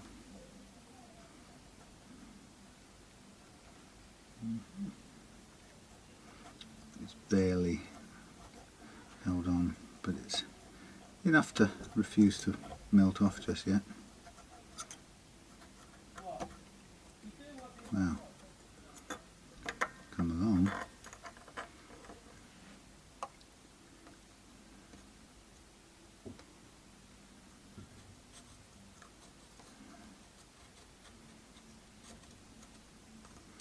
It's always trying to go before the kettle's boiled, if you get what I mean. Just take your time and wait for the heat to get up. Okay. That there. I'm conscious that that's not attached, so just be careful.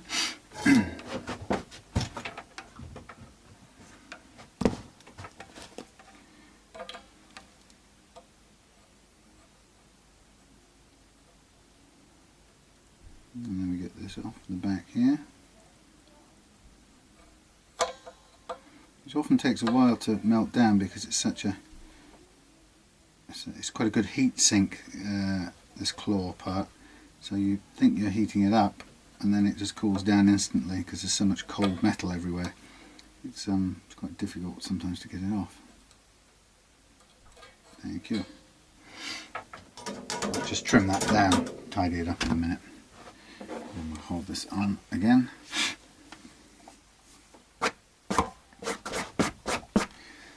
So here we have our plate. Now whether or not it comes out depends on how much room you've got, manoeuvre room to get the pickups up and out, and actually this is kind of proving not to be the case, which is a bit odd, but we'll just have to go the extra mile now and take the neck off, which also then means before we do that we have to put the screw in here or two, otherwise we're going to get this plate falling off. So just one or two to hold the thing in place.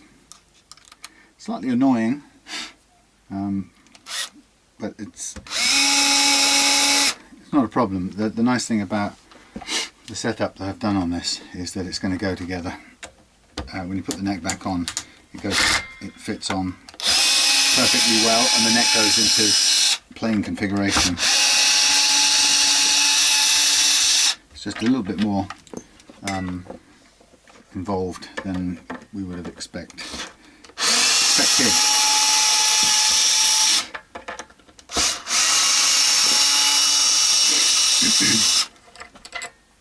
Now, as I take the neck off, I'm always on the lookout for shims, and there is one right there. And is there one in the corner? No. Yes. No. Well, I don't know what it is, but it's not shim. So you can see we have a shim there sitting on this thing. It's going to fall off. So what I like to do, silly that may seem, is I like to just draw around it, usually with something that's good for drawing around, which I can see it. Draw around it with a pencil of some sort. If you can get this, I've got the worst pencil here at the moment, it just doesn't work. So I'm just going to place it where it has to sit, just so we can be sure which side it's on and so on.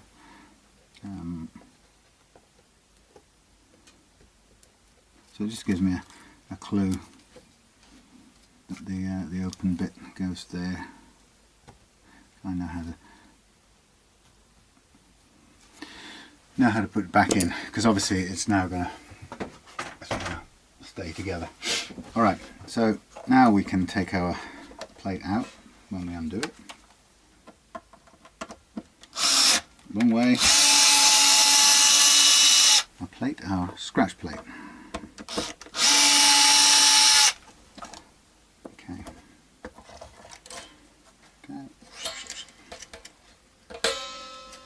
So there's our two bits.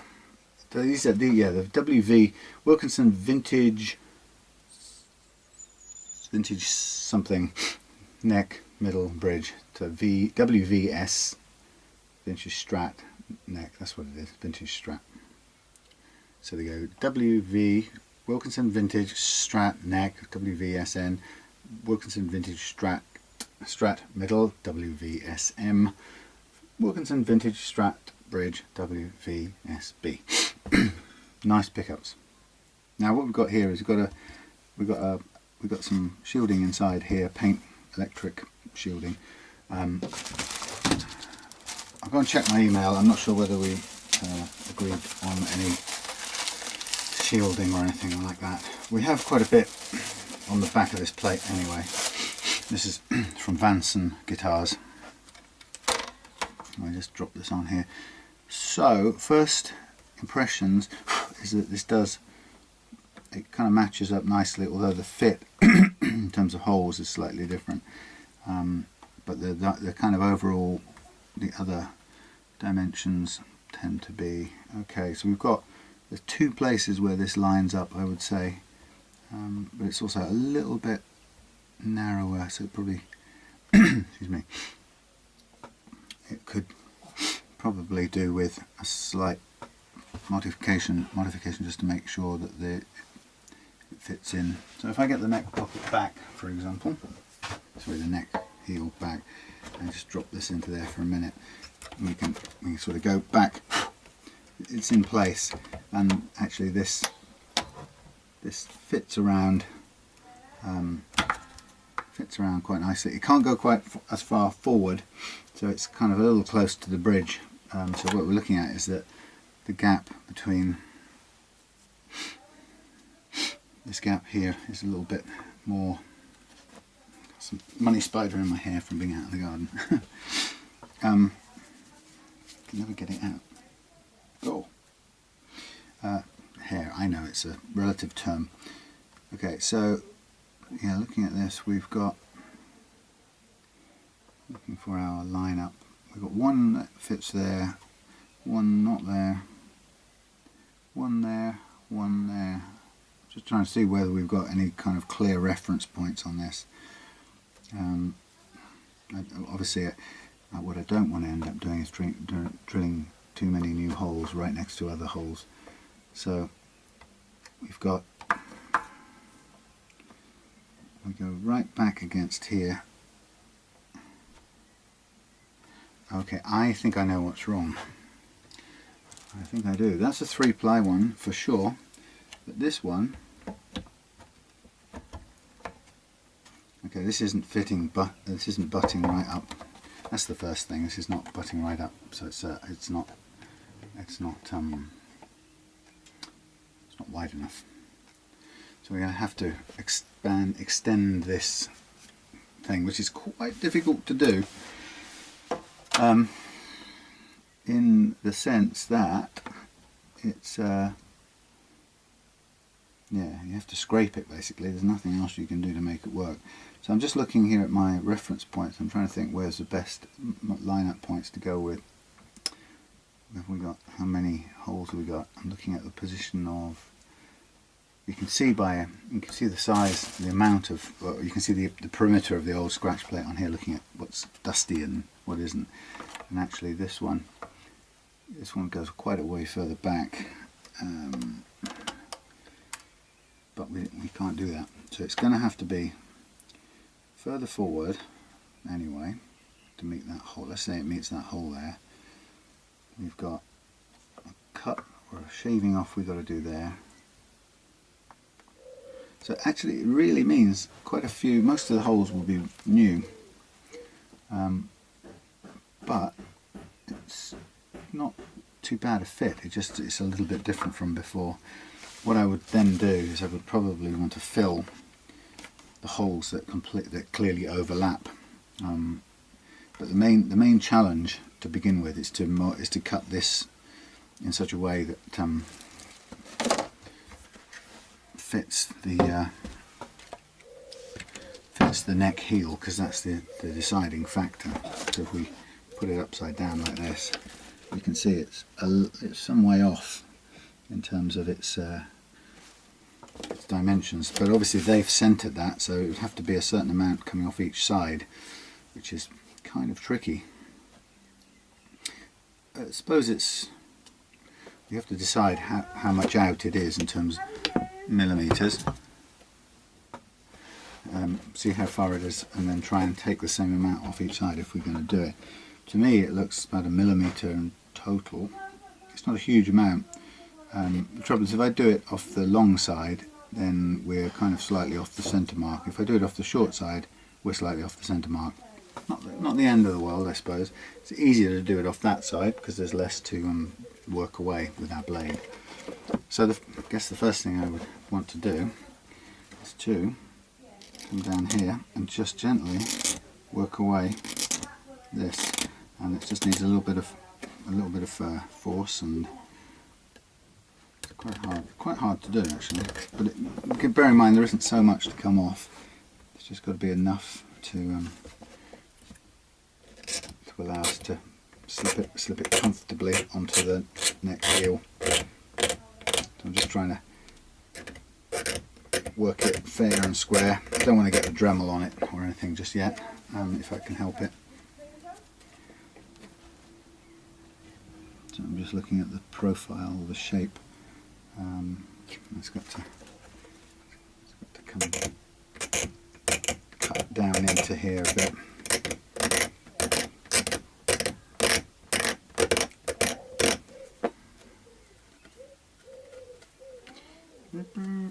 The doves. It's quite yeah, it is quite a way off. So we have a bit to do on both sides realistically. In some ways it's a bit easier to take some off here. It's a straight line, but we've also got to take some off the curve, which is always the bit that's hard to replicate. So it's one of those things. It's not a standard strat, that's the problem. And you know, Wilkinson have done their own thing in simple terms.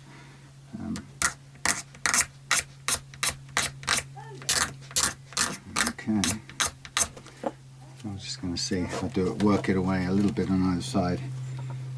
See where we get with it. It's starting to go there. It's almost there, but I do want to do it even-handedly so that we don't have we don't end with it slightly off centre. Kind of a lot of teeth sucking and tongue biting going on. Typical hand carved thing.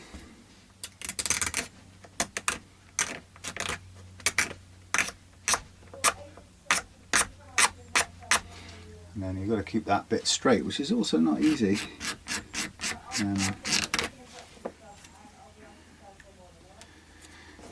And that is where the Dremel can be handy, because it can sort of work something away quite nicely.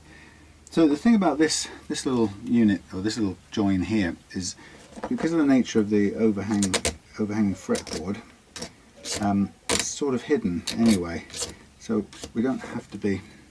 It doesn't have to fit 2000% cleanly, but we do want it mostly to fit, and we want it to fit sort of in a decent line with the lie of the neck. So it's just a sort of careful matter of taking away and checking, and taking a bit away and checking.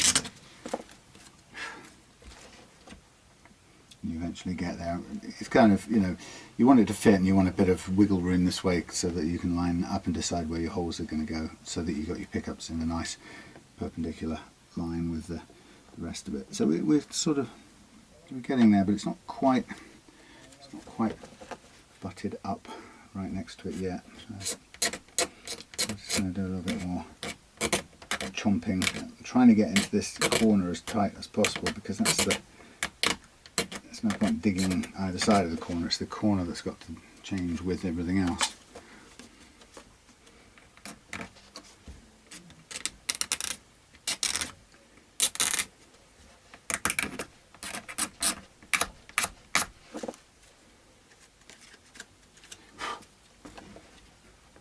Okay, almost there. A bit of a push, it's there, but it's still having to work a bit too hard for my liking to get it past this little part of the corner here.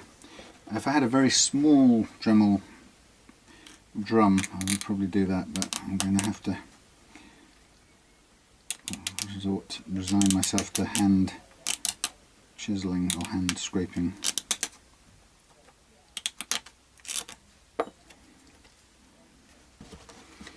by sort of fine tuning it if possible.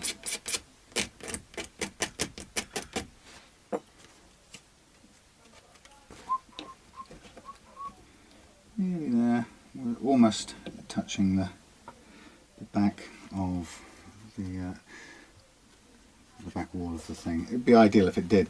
In reality, the neck corners on this guitar neck are a little bit squarer than those cut on both pickguards. Actually, neither of them will fit exactly. So there isn't really a way of getting it to go all the way into the back of the fitment. That's a way of calling it. It'll never quite fit into there unless it's just overcut too big, because yeah, it's just a slightly different shape.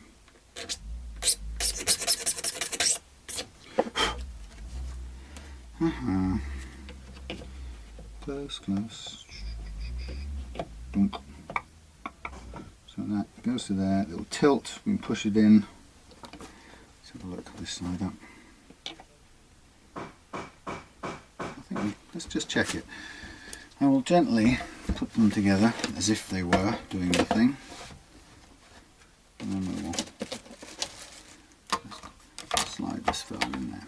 Okay, so we've got a bit more room to play with, and still not quite as far forward, but as it might want to go. But it's perfectly viable at that stage. And in fact, it will, you know, if we just choose the right position, it will line up nice and straight.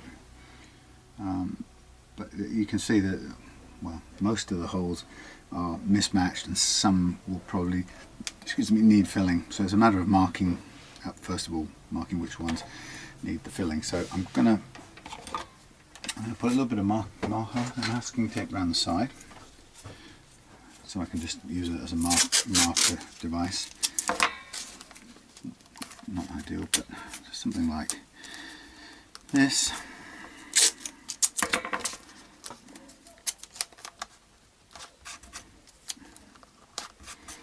So I'm kind of just doing it so I can have something to put a mark against that sticks out to the side of the pickguard. And then really my first idea here is to just determine which of these things needs filling.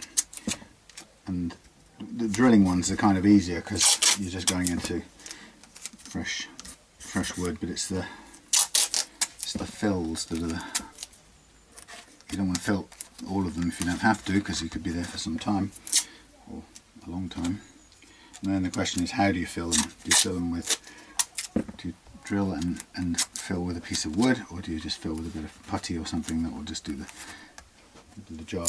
Because the reason you want to fill them is because you don't want the two holes to kind of collapse into each other and then just want to become one big ragged hole, because it's just a pain. So I'm just trying to give myself a bit of edging to draw on, mark up a few things. Oops, language, next door neighbours, come on. Don't make me put a parental advisory on it now, will you? Okay, so guitar in there, neck in there I should say, plate there. This is a bit, I'm just going to move over there. Don't hold it up too hard. Okay, so obvious fills. So there's nothing, to be honest, with this, looking at the way things are here, I'm going to do something that will make my life a bit easier. I'm going to put in, without the shim, I don't care about the height right now, just so without the shim and with the scratch plate in place, I'm going to replace two of the screws, because I just want to keep the neck on while I do this, so I don't have to hold it on as well.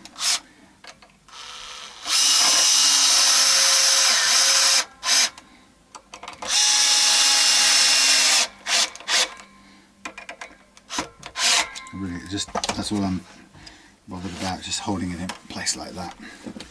Okay, so now I'm looking at what have I got to work with in terms of things and positions of things. So obvious fills and obvious drills. So I'm going to put a purple dot, or whatever this colour is, yeah, a purple dot next to the fills. You got me?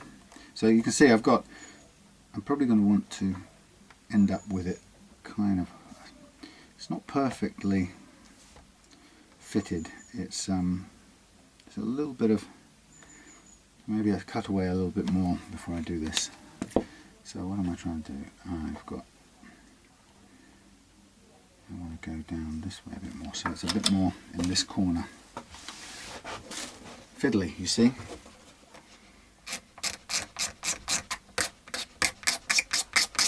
Fiddly. Cut into this corner, cut away, tighten that angle, sorry, tighten the curve up if I can a little bit. And then see where we go.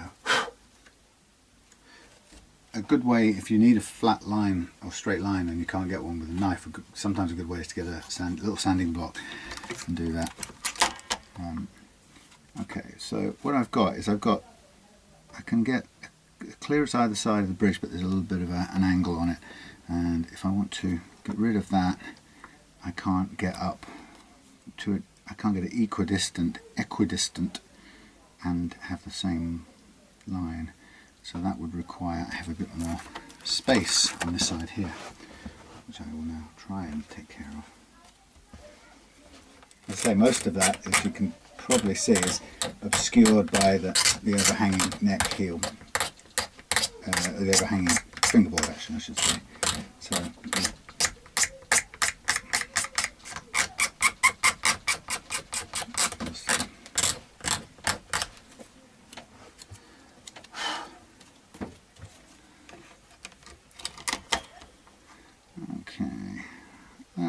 getting there. What I really want, what I'm looking for is I'm trying to get the spacing right so that the bridge sits in the, or the gap around the bridge feels about right, but what I've got is it's still a little bit tight on this bit here. So let's have a look how it sits. That is visible, this part, so it does need to be straight. That's the important bit, because it's out there in the world of the eye.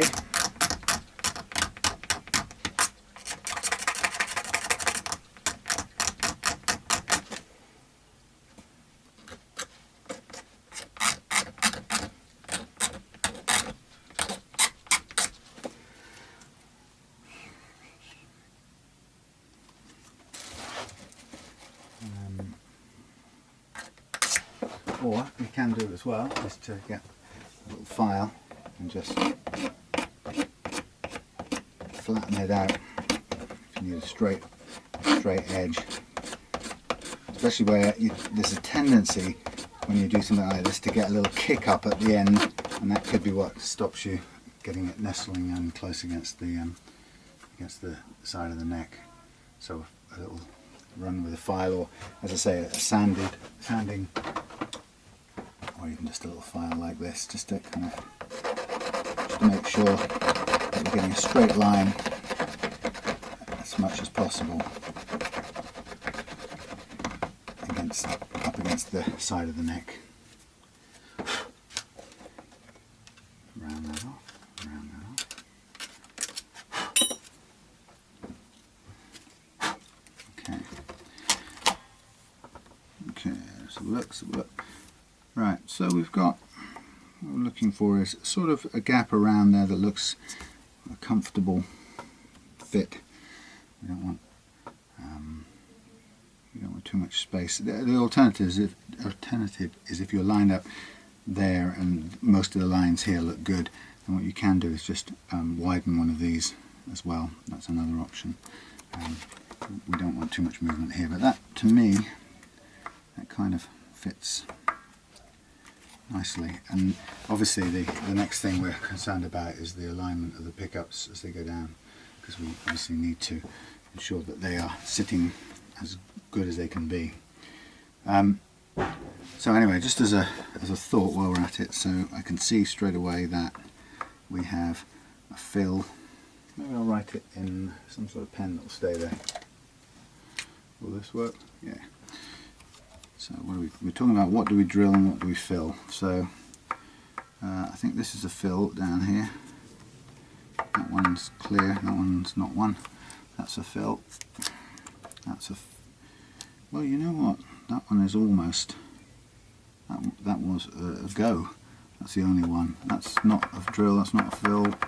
That's a drill. I think this one, judging by this and this,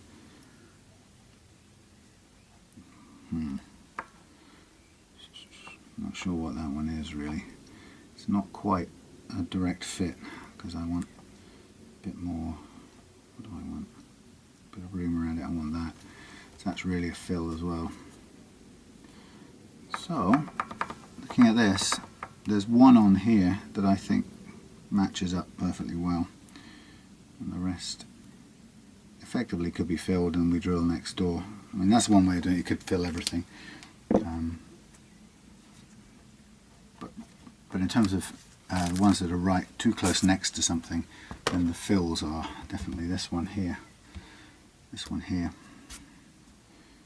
that one there, and the rest we're going to just drill next door to, and you won't see it because they're under the thing. Now the only question is, well, the next question is to line up and see where the strings fall, or see where the pickups fall, because obviously this is perfectly aligned and we don't want to end up with a misalignment, which is a bit of a pain, this, because not having a direct placement fit is a whole lot of hassle.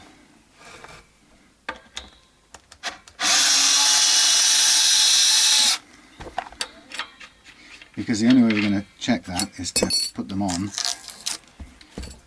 or put the new Pickguard on, transfer everything across, position the new pickups, and then kind of check the alignment of the strings over the top, in which there's not a lot of movement once you've done it.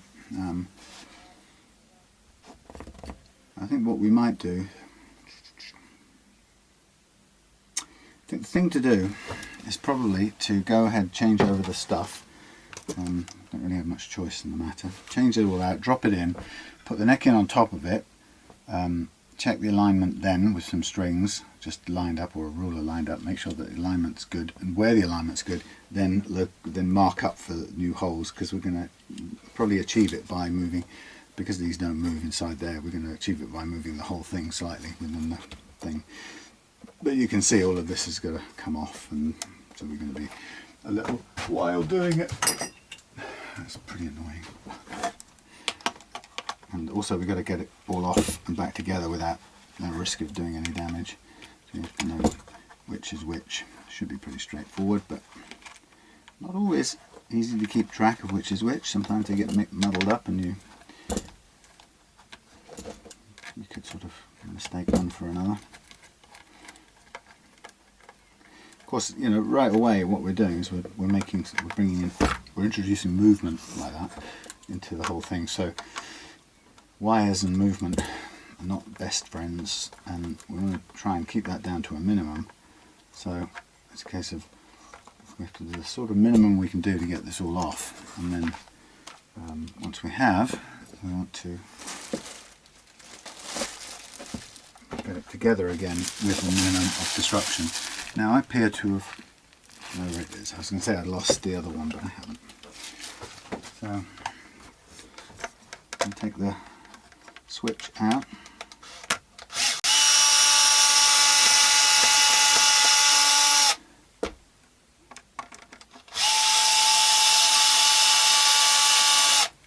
So here comes this bit. But of course we're going to have to do this all together. So there goes that to the floor. This one doesn't want to come out. And then we're going to need to take out these pickups one by one.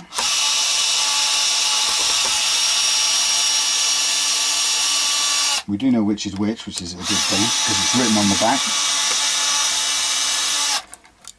We have to let those fall whilst being incredibly careful in handling them.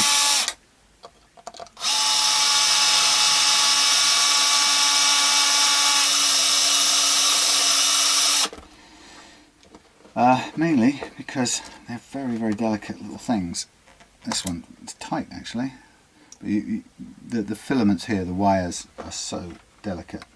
It's all too easy to break them.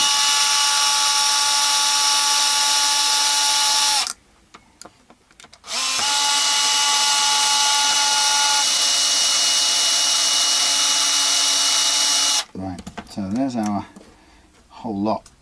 Come on, out you come. There's our whole lot gently disconnected and everything kind of pushed out, although a bit tightly fitted.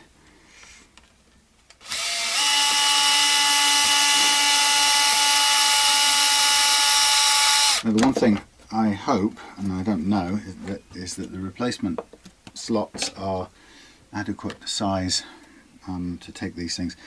What I'm going to do is I'm going to do this with the cellophane on, and when it's all said and done I'm going to leave the knobs off so that Simon can tear off the polythene, put it all back, tear off the polythene, and what's he going to do? Put the knobs on, because otherwise what you get is you get the knobs cover up a load of polythene which gets all crunchy and stuff, and it's horrible. But if you leave the knobs off when you send the guitar back, then you say to somebody, pull all the polythene off so you've got a nice clean pickguard for starters, and then put the knobs on. So that, because often too often people just pull the polythene off all around the knobs, and it leaves that bunched up underneath which collects dirt and grime, and it's pretty horrible.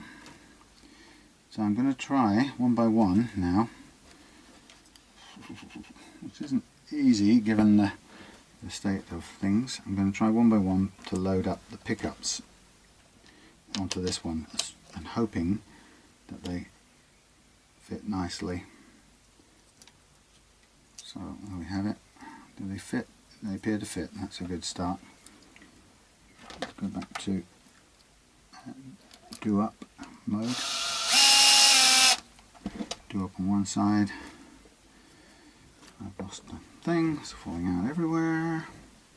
I've got to put these in the wrong place, haven't I? That really helps, putting them down the side of the pickguard when I'm dealing with the pickups themselves. So, hey, caramba. Now, that is not what I want to have happen. So the spring disappeared underneath, where we're down to precisely, and it's done it again, precisely where the wire was the most delicate, as if it wants to get broken. So let's try and get this on and in place first, so we don't have any accidents.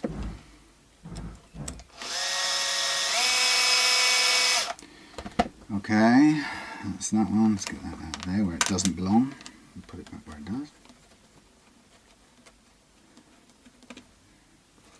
Okay, springs and springs. Thank you.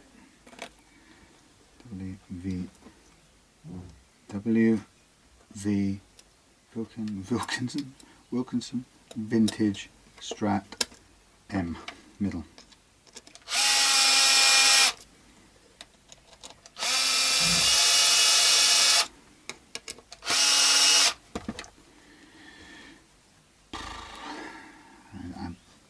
I don't like handling pickups at all, in case you hadn't noticed. I find it really nerve-wracking.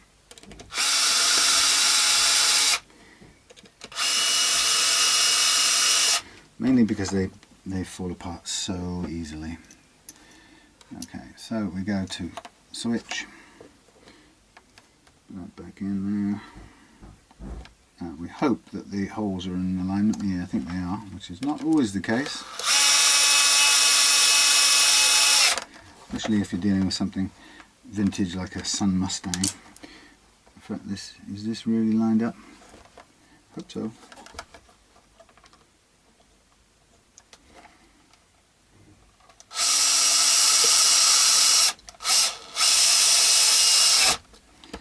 Right, switch in place, and back on with our little pots, which in this case are mini pots.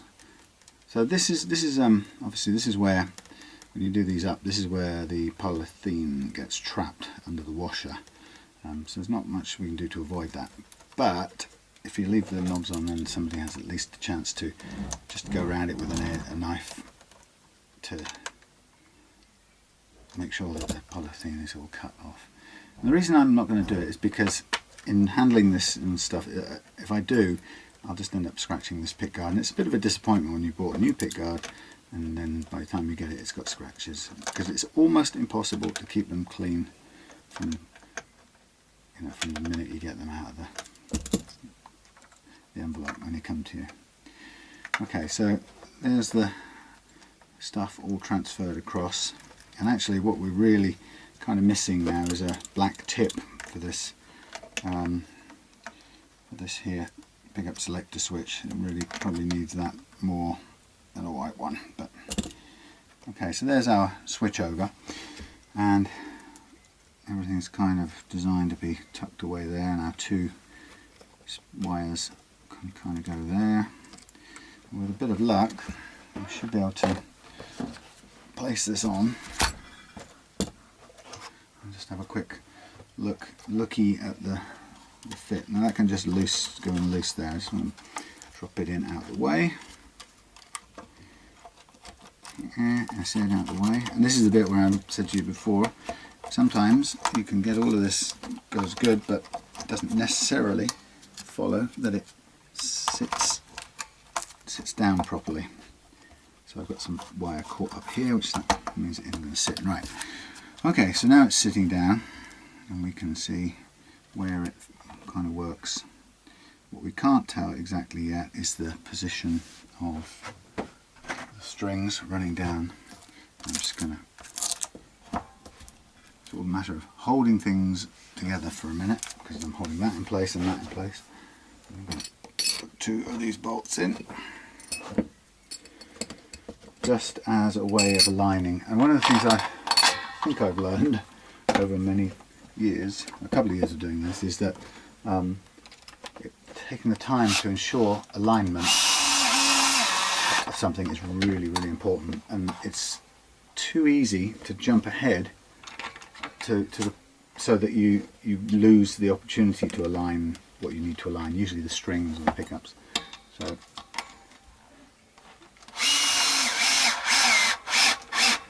I just let the screws pull the neck into the place where it feels like it should be, and unless it's miles off, then we're good with that. Now I've got a floating bridge, which effectively I've got a bit of wiggle room. There's not a huge amount of wiggle room, so I can't go too far in one direction or the other. And the question is, at this point in time, is what is the alignment like and where is it best? Now, I could put a string through here to try this, but I could technically, equally, use a straight edge like this. So that goes in the slot, and we're saying at rest, put my thing out of the way, we're saying at rest, this this low E, where this thing is currently sitting, is nicely over the pickups. No big problem. And then we go into the other slot and we try it out there. Up that way we are kind of okay there. It's not perfect, but maybe we're never going to get it perfect. As I say, we don't have an awful lot of sideways movement. I think, to be honest, the only way we're going to know this is to put a string on there.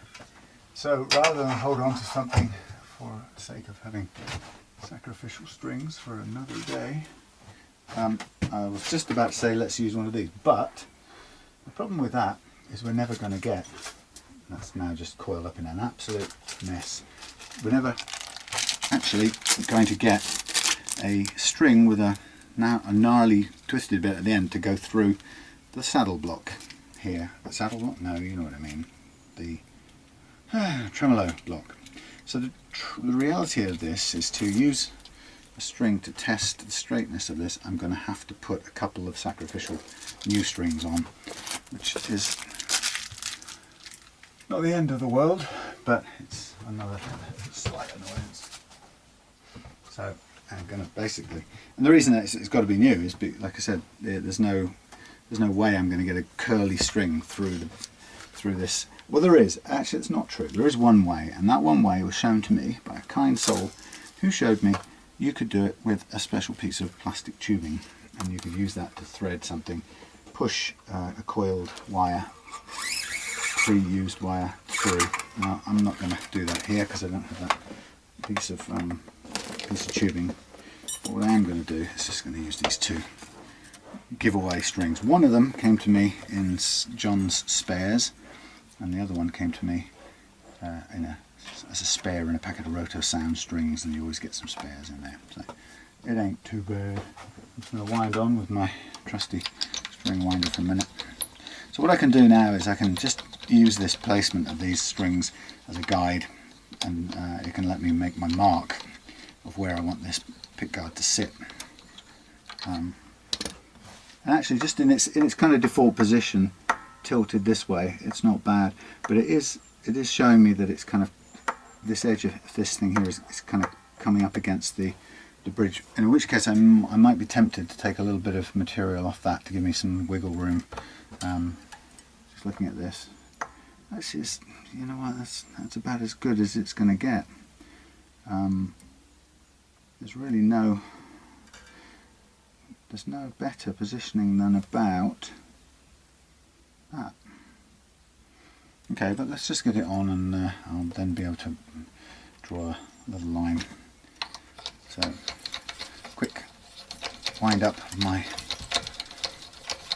two sacrificial marker strings. But two strings like this is always a great way of aligning things. You know, it's always good to have some knocking around that you can use. So just looking at this, I've got a bit of room. The way this works at the moment is we don't have a mile of real estate down here on the bass string. I don't think the neck has a lot of wiggle room to go this way or that way. You can push it a bit that way, which we might choose to do, and then before we tighten it up. But even if we do that, the only one that just feels a tiny fraction out is that one, and we'd want that to probably, well, actually we kind of want it to sit just about there. That's as good a position as we're going to get. The alternative is we push the neck a little bit and that comes that way, but even still we're just on the outside of that. So that is pretty much our best shot. But what it tells me, if I just draw this, I'll draw the line on here actually. If I draw the line on, what it tells me, let's go around, oops, go around here like this. I'm on marker masking tape anyway, as you can see. What I can do then is I can go through here onto the paint, because it's obviously going through, and I can sort of make my primary marks. I don't obviously want to go for the ones that have got holes next to them, because they all need sort of replacing, but the ones that are clear to go can get marks on it like this. The only thing I would do now is I'll just take a little bit of material off there, so there's just a little bit. Actually, it's only visual. I'm not going to do it. It'll just get messy. I'm not going to do it. So we are kind of in place. So let's take this off. What do I need to do? I need to fill the ones that have an F next to them, and then they're going to get re-drilled with something in there that's filling them. And we can do that once we've drilled the other ones that are clear for drilling. Okay, so that's the sacrificial strings. Common sense would say keep them and put them back in some other time, but they are both junk strings really, so you know what, I ain't going to do it. Am I going to use them again? No, I've done my marking. What I'm going to do is push the neck slightly. So, goodbye. Thank you for your service. Thank you for your service. Don't forget this is still swinging free, so I don't want it to fall out. Go away. Okay.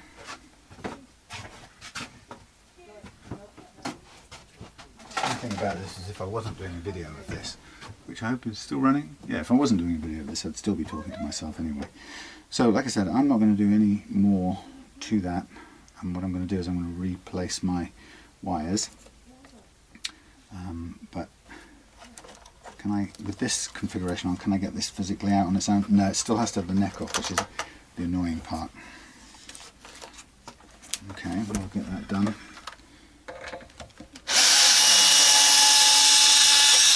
Neck out. Hold neck to be sure. Neck plate. Hang out of the way. Hold Pickguard. Pull the whole lot out the way. Alright, so we've got some. Okay, now what we can do first of all is we can straight away see the difference in positioning. And they're far enough away not to have any problems there. But we do know we've got a fill to do there. We've got a fill to do there. That's okay. That's okay. It's off to one side, and we've got a fill to do there. So, and obviously a re-drill once we've filled. But hey, so that's that. And it's not a major deal. The refilling bit. It's purely so that the hole doesn't run the risk of collapsing into another one. We need a bit of material for it to bite into. Now we could drill it and fill it with something. Alternatively, we could just look at the dimensions of it. It may well be that it's fillable with either one of these little cocktail sticky things, which is leaves a little bit of room around the outside, or we could go with a little bamboo spike, which maybe I'll just get a bit closer to it. It's a bit of a wedgy thing going on, but we could use some of the ends of these, and they probably get a bit further down into it. And with a bit of glue and a bit of a clank, we can hammer that in. Or we can do something else. So, these blades, they just disappear. So if I take a bit of the bulk off this, then what we may well be able to do is, because we've taken some of the thickness off, we could take a bit of the pointy longness off it, and we could probably get more of that into there. And then basically we chop it off somewhere like here, and we get a bit of glue, and we'll end up leaving this for a while. Doesn't have to be too long, just enough to get it to dry. So I was going to say stick, it's not the right word. To dry. So a little gluey.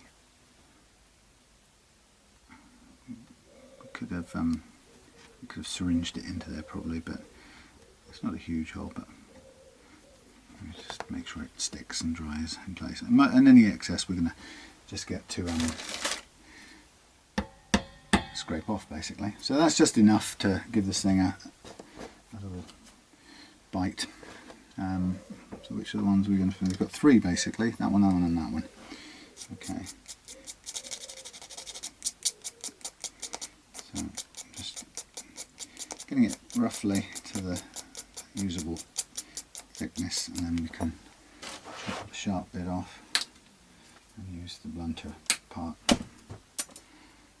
Just try it for size.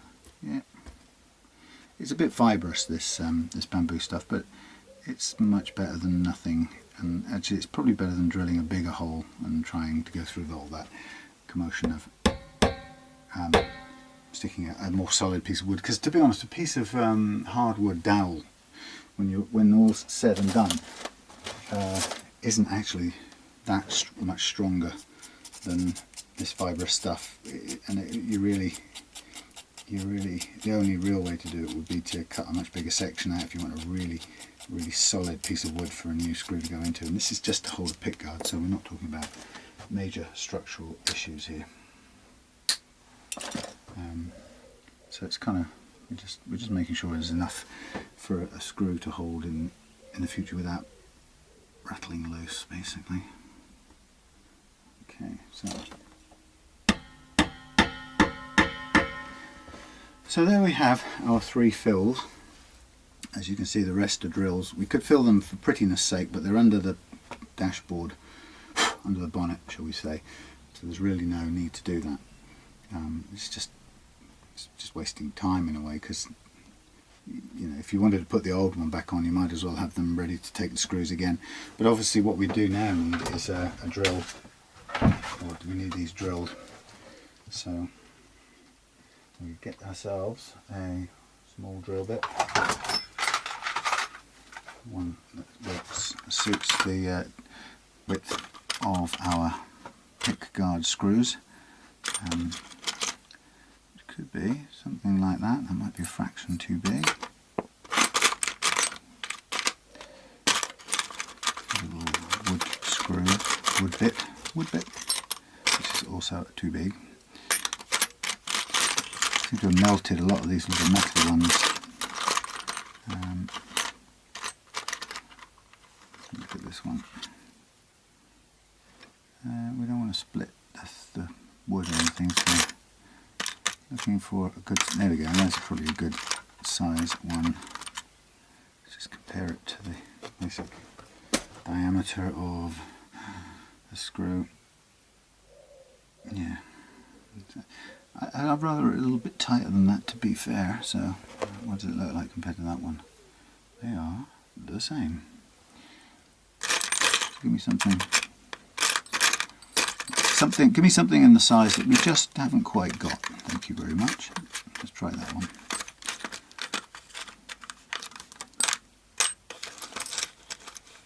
Hey, when you get older, your hands don't do what you want them to do, or something. Okay, so this is going to be my pilot hole for these screws, and obviously I can't do the ones until the three there, until it's dried, but I can do these, and I can also just do them to a small amount.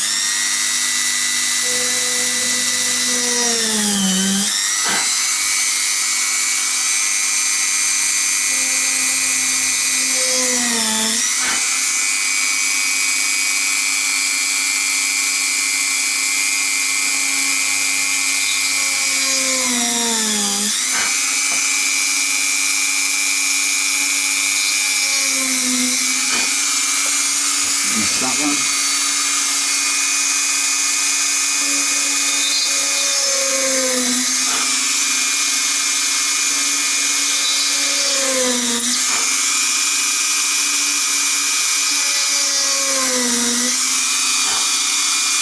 And that one was the fit, wasn't it? Yeah. So there we have some new holes, and we'll just park that up waiting for later on when this is done. And what I'll do with this is, as we go through, I'll just once it's starting to dry now, but I can just snip off the excess, and obviously we need to take it back to a flat surface. It's quite difficult to do, but a bit of careful work with a blade, being observing of obviously the edges of the visible part of the, the edges of the pickguard. So you don't want, if any of the paintwork gets scratched or anything while you're doing it, you obviously want to come from the inside of the pickguard out, if you get what I mean. So for example, if I want to just flatten this thing down, I'm not going to go scraping in from that way. I'm going to come from this side out, and just, if I can, just work this this little bit of raised wood here. So basically that's probably flat enough to work with. Now, and similarly go this way, and obviously over time that's going to dry even more. I'm just going to flatten that one. Yeah, maybe a little tiny bit sticking up here. And then there was one right down in here, which is a bit harder to get to. So what I'm going to do is I'm going to do all the others first, and when we come to put the pickguard back on, put the pickguard back on these new clean holes, and we'll leave these to dry, and we'll do them last when everything else is in place. We can just drill some holes and then go put the final 3 in when everything else is in place. There's no hurry to do that really. So you can see that they're done. They're nice and flat, perfectly good enough to work. Put the pickguard over the top. But if you still feel it needs a little trimming, you can just bend the blade up a little bit and make sure you kind of just scrape that last little bit, and you can be really perfectionist and precise about it with the blade slightly bent, and it sort of not cuts in, but it will just dig in enough into the bit you're trying to smooth out. That's nice and level. Okay, so the game here is to put these back in. You see this thing obviously getting dusty because we're doing things. What we've got here is we've got the two bits, two wires that go through here, so you can poke those. Never want to go through when you need them to go through. Poke those through into. Oh, come on, please. Poke those through in there, and then we've got this other earth wire that's got to go through to the claw, so we're going to poke that through there. Hook it up, make sure both of them are through.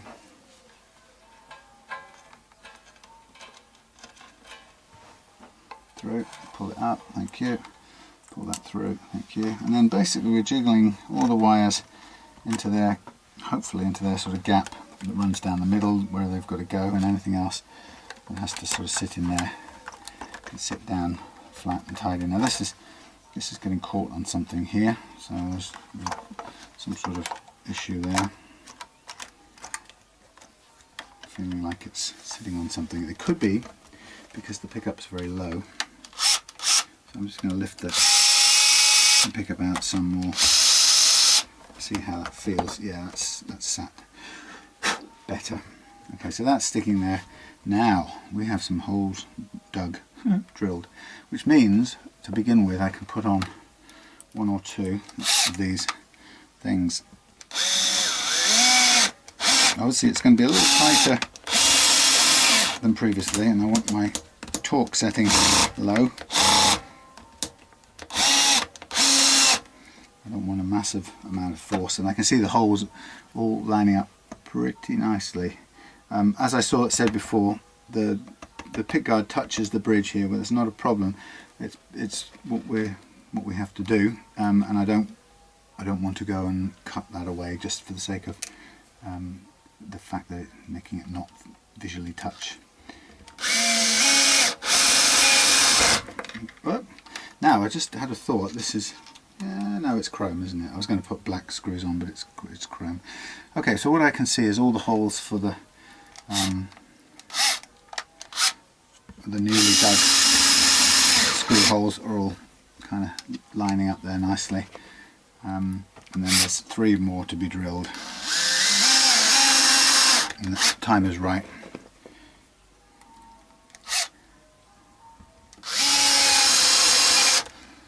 So next thing would be to resolder things, and basically double check the electrics work, because there's nothing worse than carrying on with everything else to find later on that in moving things around you've accidentally broken a connection somewhere. That's a real pain. Okay, so I've got 1, 2, 3 to drill shortly, but just having a kind of look at it, everything looks and feels fine. And we've got our wires to go back on here, and we've got our earth wire on the other side. And then of course what we need to do now, well, we don't need to do it this second. What we do first is reconnect these things using our hot thing that we call soldering iron. I'll do the stopping for a bit now in a minute. Well, let's get this bit done. Let's put our glue out the way so it doesn't stick on anything. Right, so over here you can see that it doesn't line up in the same way as the other one, so there's a sort of gap, but it looks fine. It's just a different sized plastic piece there, a different sized unit. So what I'm going to do is I'm going to take this, I'm going to hold it up here if I can. I'm going to reattach the the earthy bit here and give it a good dose of solder, unlike what it had before actually, because before it was a little bit on the open side, and it was on, but I like to close up that little eyelet that you get. So once we've done this and resoldered things we need to resolder, then we're going to realign or reattach the neck and push this through a minute. Come on, through a bit. Realign the neck, reattach and make sure the neck is attached properly and aligned, and also shimmed. So we've put our little balsa wood shim back in place. Now this may be tricky because it's been a bit flattened off. So unless I can trim it thinner, we may not get it through the hole.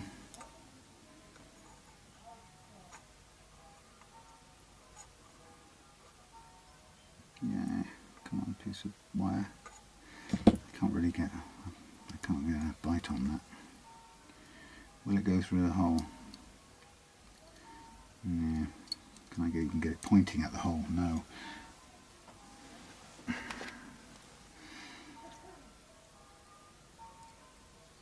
there you go. Maybe no, maybe no. Yeah. Let's see if I can push it through. Now it's there.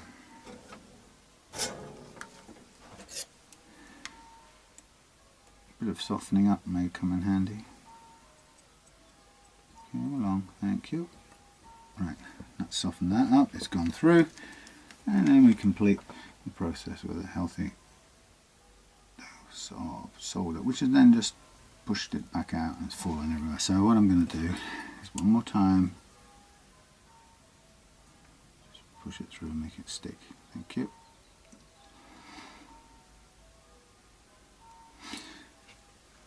Believe it or not, getting these two wires the wrong way round is one of the most common mistakes I've made, and it's driven me mad in the past. I couldn't believe I'd done it, and it just meant that the thing, I thought I'd done everything and then the guitar wouldn't play. I couldn't work out why.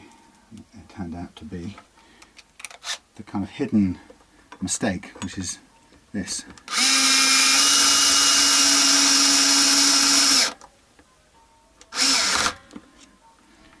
Okay, so I'll just flip it over now and solder the earth to the claw, and then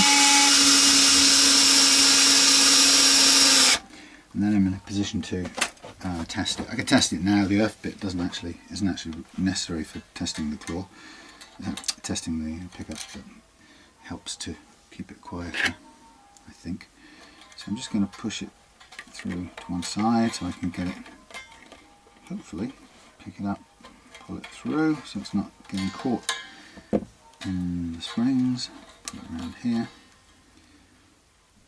soften this up.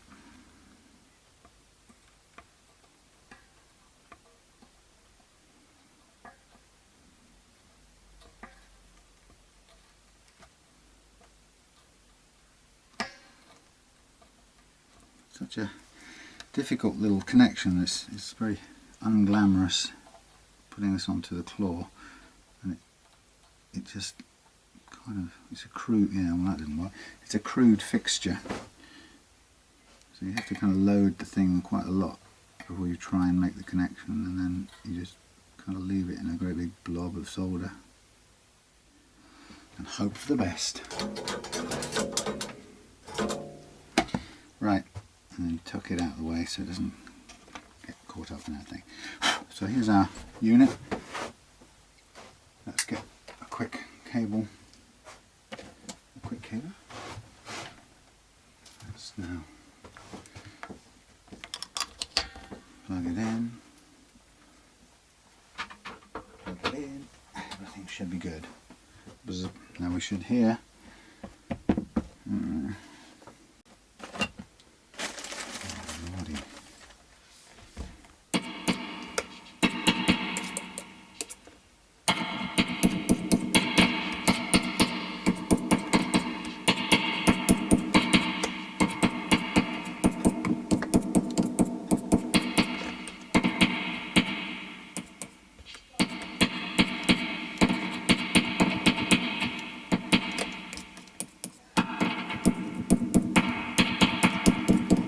Okay, so this one, interestingly, this one is a wiring configuration that has a tone control on the bridge pickup, which is not that common in strats. I don't know why they weren't made that way, but it's not the most common thing. But there you go. So that works. Those are all working.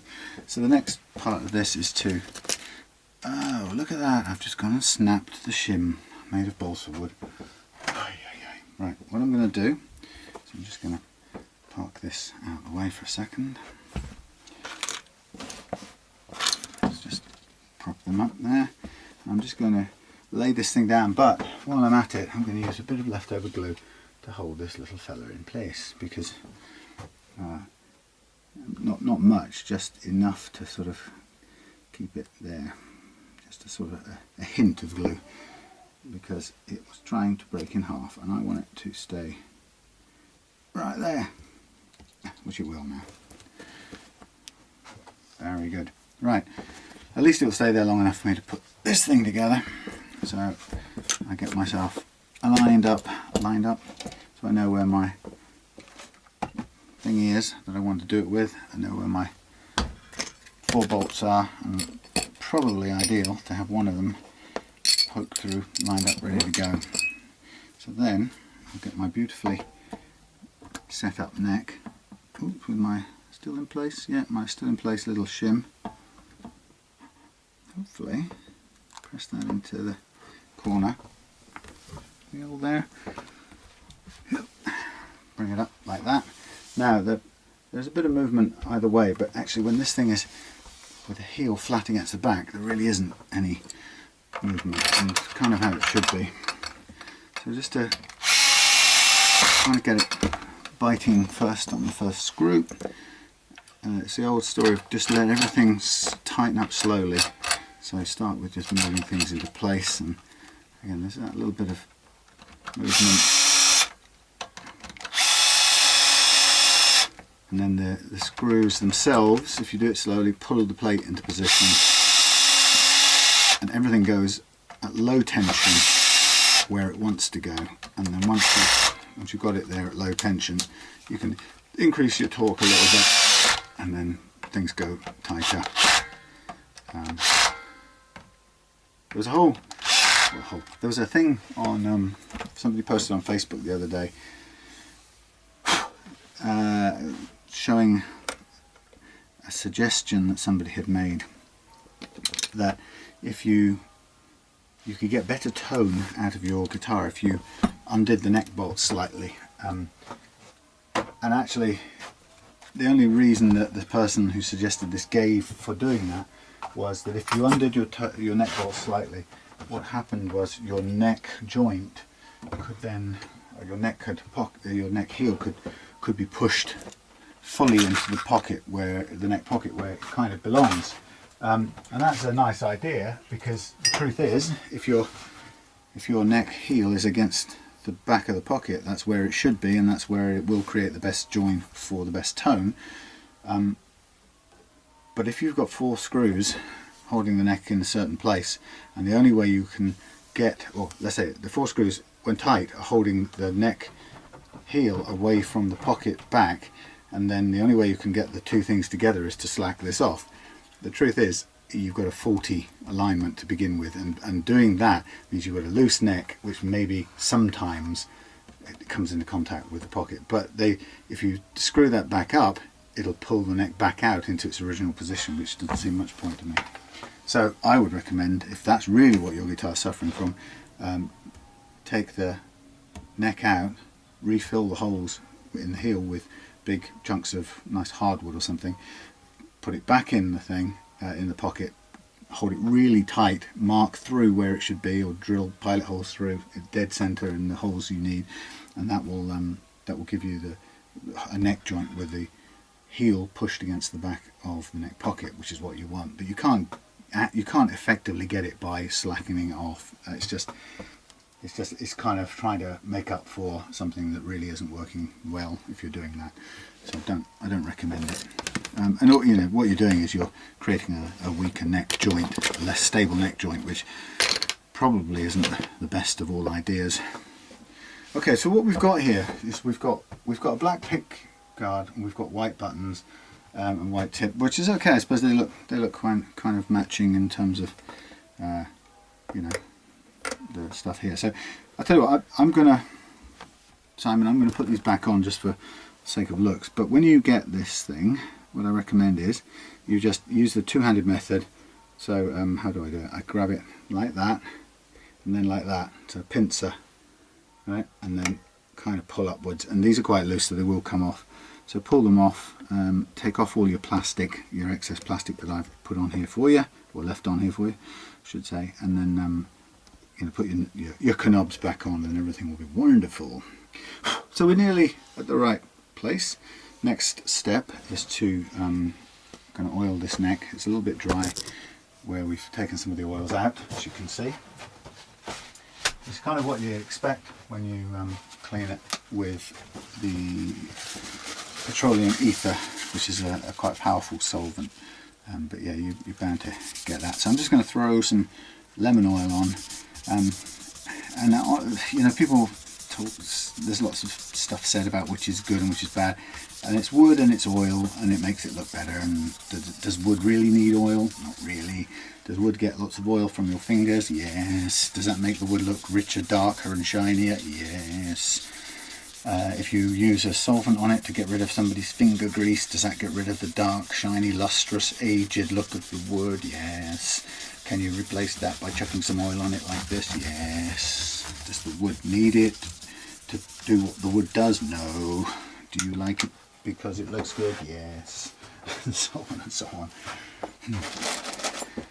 Anyhow, one thing I was interested in is I don't quite know what the gauge of the strings that Simon had on this was, and we probably got it in an email, but I'm just going to have a quick look on here. So the strings have done what they really didn't want to do, and they've gone into a lovely bunch of strings, which are now going to go in the bin because they're just too much of a hassle to do anything with. But if we zero this, we have a bottom E string of 44 or 45, this says. And we have a A string of, oh, you can't be, that's the same string. We have an A string which is 33, so 45.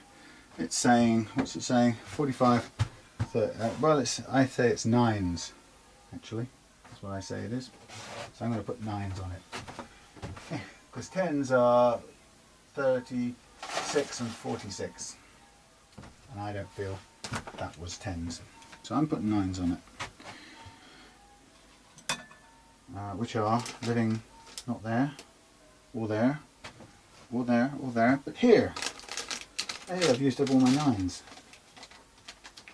Pesky. That's not good. Ah well.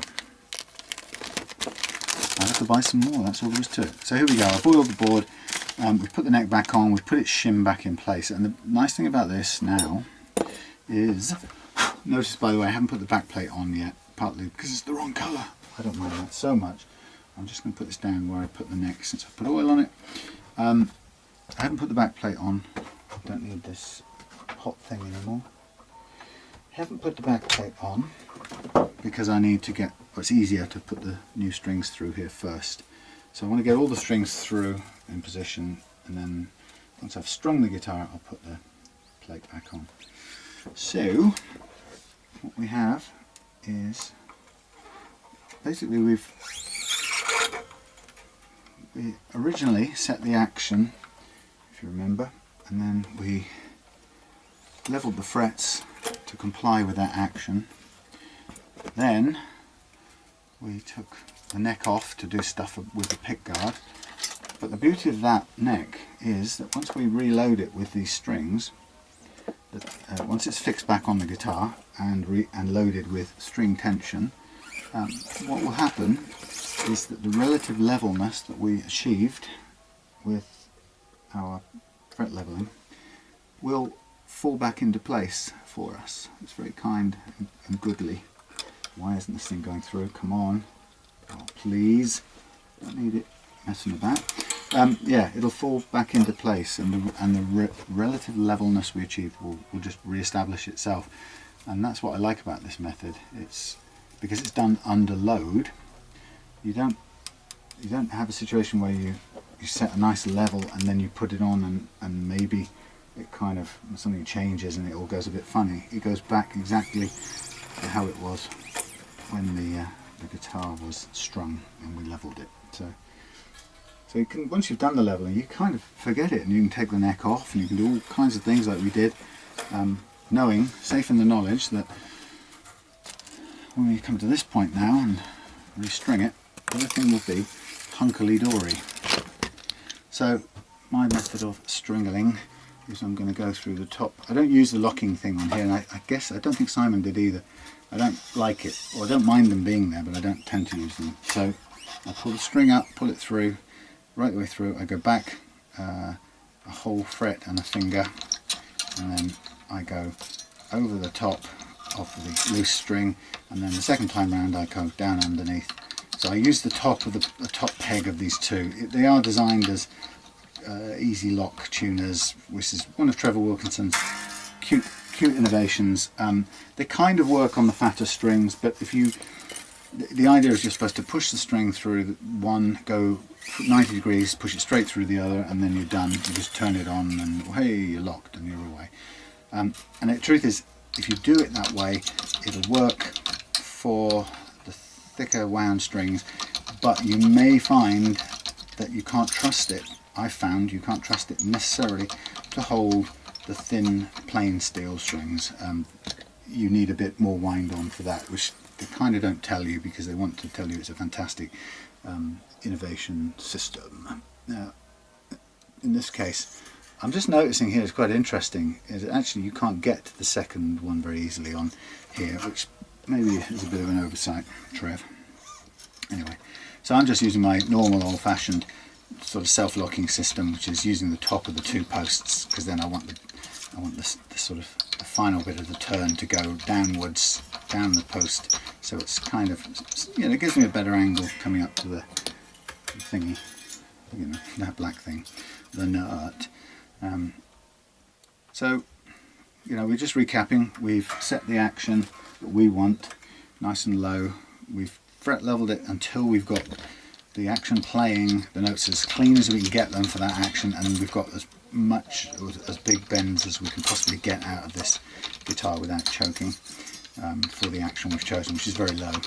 And then we changed over the pickups into a, we changed the pickguard for a black one instead of this mint green one. And so now we've put that back together. Oh, we've lined up where it needs to go. We've checked which holes still work. We've filled ones that are too close to the new holes, and we've drilled some new holes where there's plenty of free space to do so. And the pickguard is now in place. The pickups should be lined up as good as they can be. Actually, they are. I can see it. They're as good as they can be, given the bridge ones are slightly slanted and they don't match. They don't line quite the same as the other ones. But now we're just putting new strings on to the oiled fingerboard. Neck's back on. Shim's in place to return the neck geometry to normal. That's really just the height of the action, or how far up the fingerboard sits towards the strings. It's just helped a little bit by that shim, or at least it helped the people in the factory achieve the action they wanted at the time. That's the way of describing it. But since that was there, we just replaced it and sort of accepted that when I set the action and did the fret leveling, I was working with that shim in place. So it's essential to replace it to keep all things being equal. So having rewired, restrung it, I'm now going to cut off all the excess, because I for one hate getting stung by the wasps, tuner wasps, because they drive me mad. So more bits of metal in the bin, and there we have it, guitar done. All I'm going to need to do next is a fairly extensive process of stringing, stretching to pull out all the slack in these strings. I had had somebody on YouTube had a complete fit. Tell me what a complete moron I was for stretching the strings like that.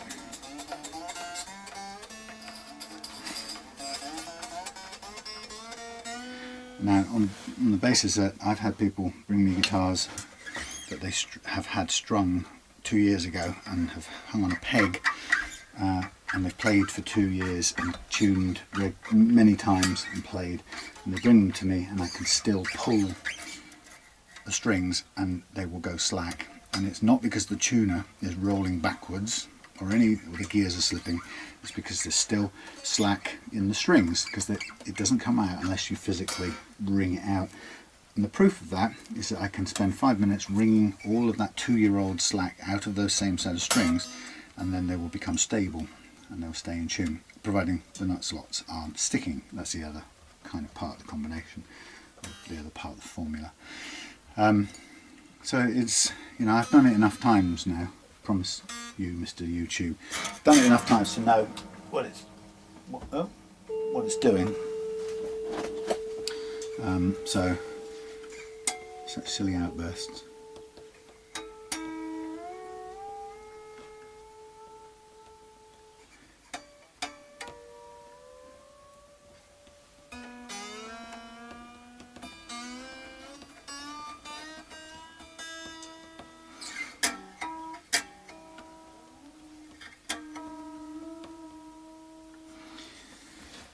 So we go more or less in tune, and then we go through it again and bend all of that, stretch all of that slack out. I find this takes about 4 times doing this, and then about 10-15 minutes of bending notes and gentle pulling on the strings to get rid of all the stretch. And once you do that, providing the nut slots are good, which I can hear at the moment these are, now that we've reset them to a lower first fret action anyway. Once all of those things are good, then you have a guitar that stays in tune, and it's the only other thing that can be wrong with it after that point is it may be, you know, you may have the intonation wrong, in which case it's still not that great to play, but once you get that right, there's nothing else. See how it's gone flat? Once you get those things right, there's nothing else to go wrong.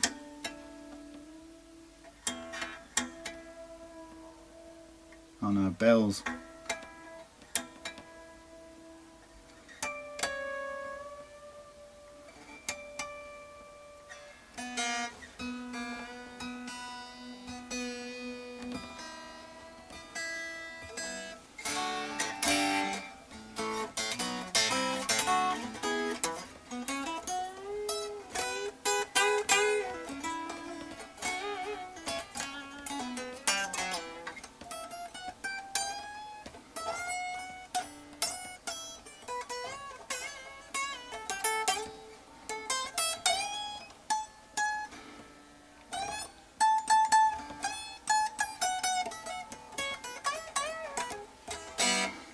Hurts my fingers. Okay, that is pretty nearly done, and obviously I'm going to tell Simon as I send this back that there's plastic on this thing that needs to be carefully pulled off. One last little thing, I'm going to drill 3 more little holes and fit the last 3 screws. These are going to be right in the middle of the hole. There you go. Yeah, a bit more speed I think, thank you.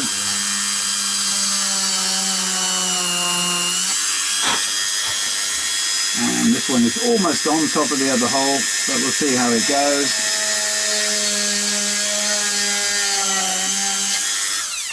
Get in there. There's our 3 final holes. Ooh, stay.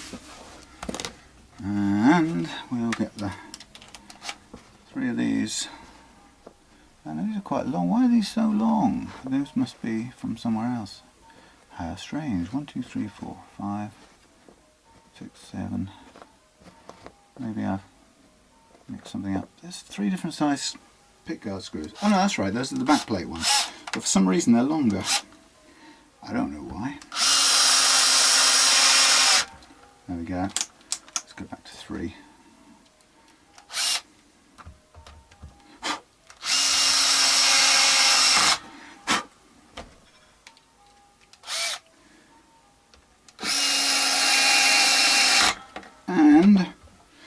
goodly sir, my goodly ladies and gentlemen of the world of the internet, prithee, put your hands together.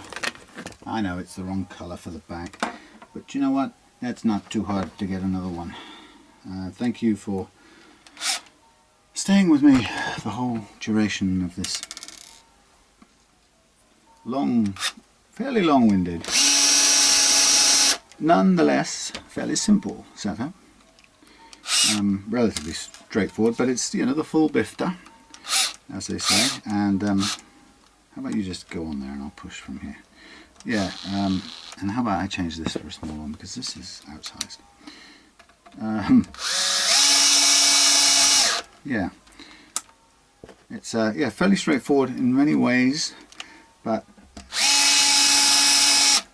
a little bit different in just getting the new scratch plate to fit, and just kind of not going too far forward until we were sure that it would work, because otherwise you're wasting your time taking everything apart. And so there we are. So there we have the fret leveled setup guitar with a little bit more stretch to come out of these strings, but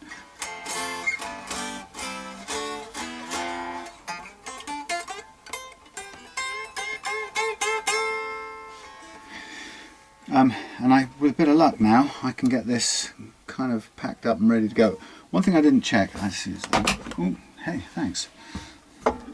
Final thing, and I didn't check, but I'm going to do it I'm going to intonate this thing. What I'll do is I'll also plug it in. Now this is, some people say, why don't you play guitar and stuff? I'm not going to on this one because I'm kind of out of time now, so I'm just going to intonate it. So we're sure it's ready to go back. That's the main thing, because I know Simon wants this back in a hurry, really. Oh man, come on, strap. This is junk. Well, it was free. Do you know what? I don't have any strength. Something's happened to me. I've just lost. Maybe this is because the strap is crap. Maybe I'm not the one at fault. Wow. Horrible. Yeah, so Simon wants this back in a fairly quick turnaround, so I would rather just get this intonated, be done. Don't need this amp. Intonate it and be done, and then we can go in and go through the courier booking process and get this thing picked up tomorrow. So we want to we want volume on here, but you can't hear it obviously. So I'm going to ping the 12th, tune to the 12th harmonic, and then we're fretting it, and they should be the same note. Guess they're going to be. I don't see any reason why not. If they're not, I'm kind of half suspecting my own technique, because everybody's fretting technique's different. We all press with a different strength and so on. So it's very difficult. Difficult to say, but intonation is a relatively inexact science in this sense, unless you can make a machine that will press the note exactly the same every time. This is pretty much spot on. And what I'm noticing is that although the attack portion of the note tends to go sharp, what we're looking for is the bit where it settles down. So this will be sharp on the attack, but the settled note is intonated, if you get what I mean. But again, it can be any individual's choice, really. You could say, well, actually, I want the immediate attack to be in tune, not the sustaining note. And of course, there is no single note will be exactly perfect anyway as you strike it, because it has that sort of dynamic where it goes sharp and then stabilizes. See, the ear, the attack part that you can hear sounds sharp.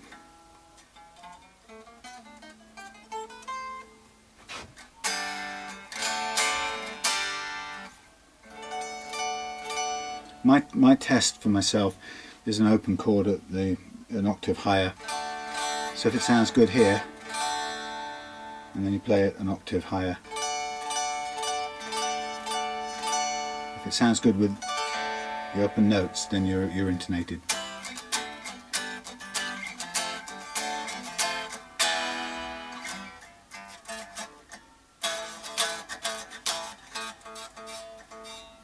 You might have what?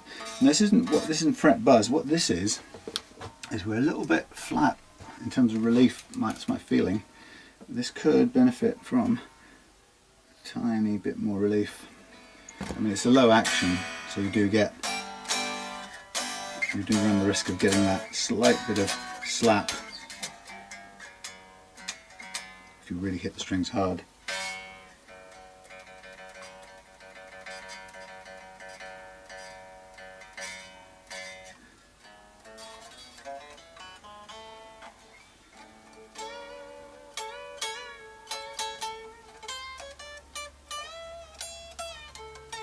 It's funny that some people kind of conflate the two, so that you can actually see there is a massive gap here, right? But if you hit it really hard, you can get a kind of clatter.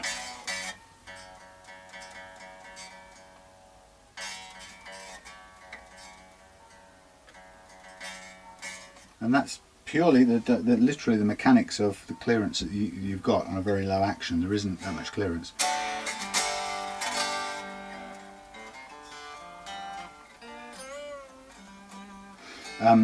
That can be eased by taking an Allen key. Maybe I'll use the smaller one, the handheld one. We can take the Allen key and we can insert it into this hole here, if that's the right key. I'll do it lying down. Anyway, the intonation is good from my perspective, but I'm just going to do a tiny adjustment on the relief, the neck relief. So you can take this. I'm going to hold it here for a second, and you can check which one it is. Sometimes it's hard. It's not the right one. It might be, but it's not kind of suited for that deep hole, shall we say. This will probably work. So you take your Allen key and you say, right, I want to slack it a little bit anti-clockwise because I want the strings to bend the neck a little bit more than they currently are. Of course, to do that, you've got to get this thing to bite into the hole. There you go. So you slack a little bit off and wiggle the thing out, and then let it adapt, pick up its adjustment. And sometimes it can be quite slow. Sometimes it can be hard to even notice any difference. Yeah, you can just about hear it.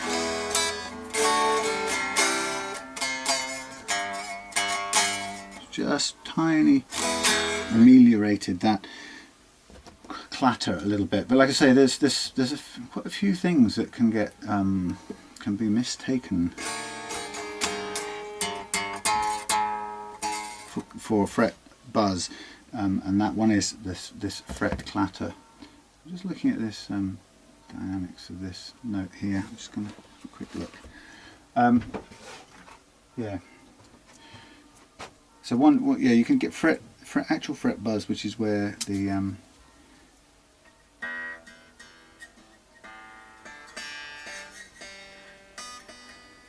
okay, that's interesting. So after full polishing and everything, we've got we're still a bit north of on these low strings. We're still north of my kind of target.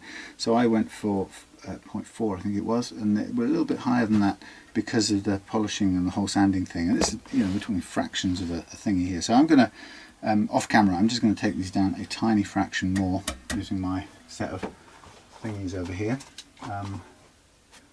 for which I think I'm using a 42, a something and a something, a 32, 42, 46, 48, 42 and 48, 42, 42, 48. Yeah, I'm just going to do a little tiny additional tweak on this, but I've got to waste time and find this thing. So I'm pretty much done. I'm going to get this in the post tonight. I'll just do a tiny little widget on these and we're away. Okay, so thank you for playing the game with me. There's a tiny adjustment I'm going to make on these pickups too in terms of height, and then I'm done. So thanks for watching. See you again on another guitar someday soon.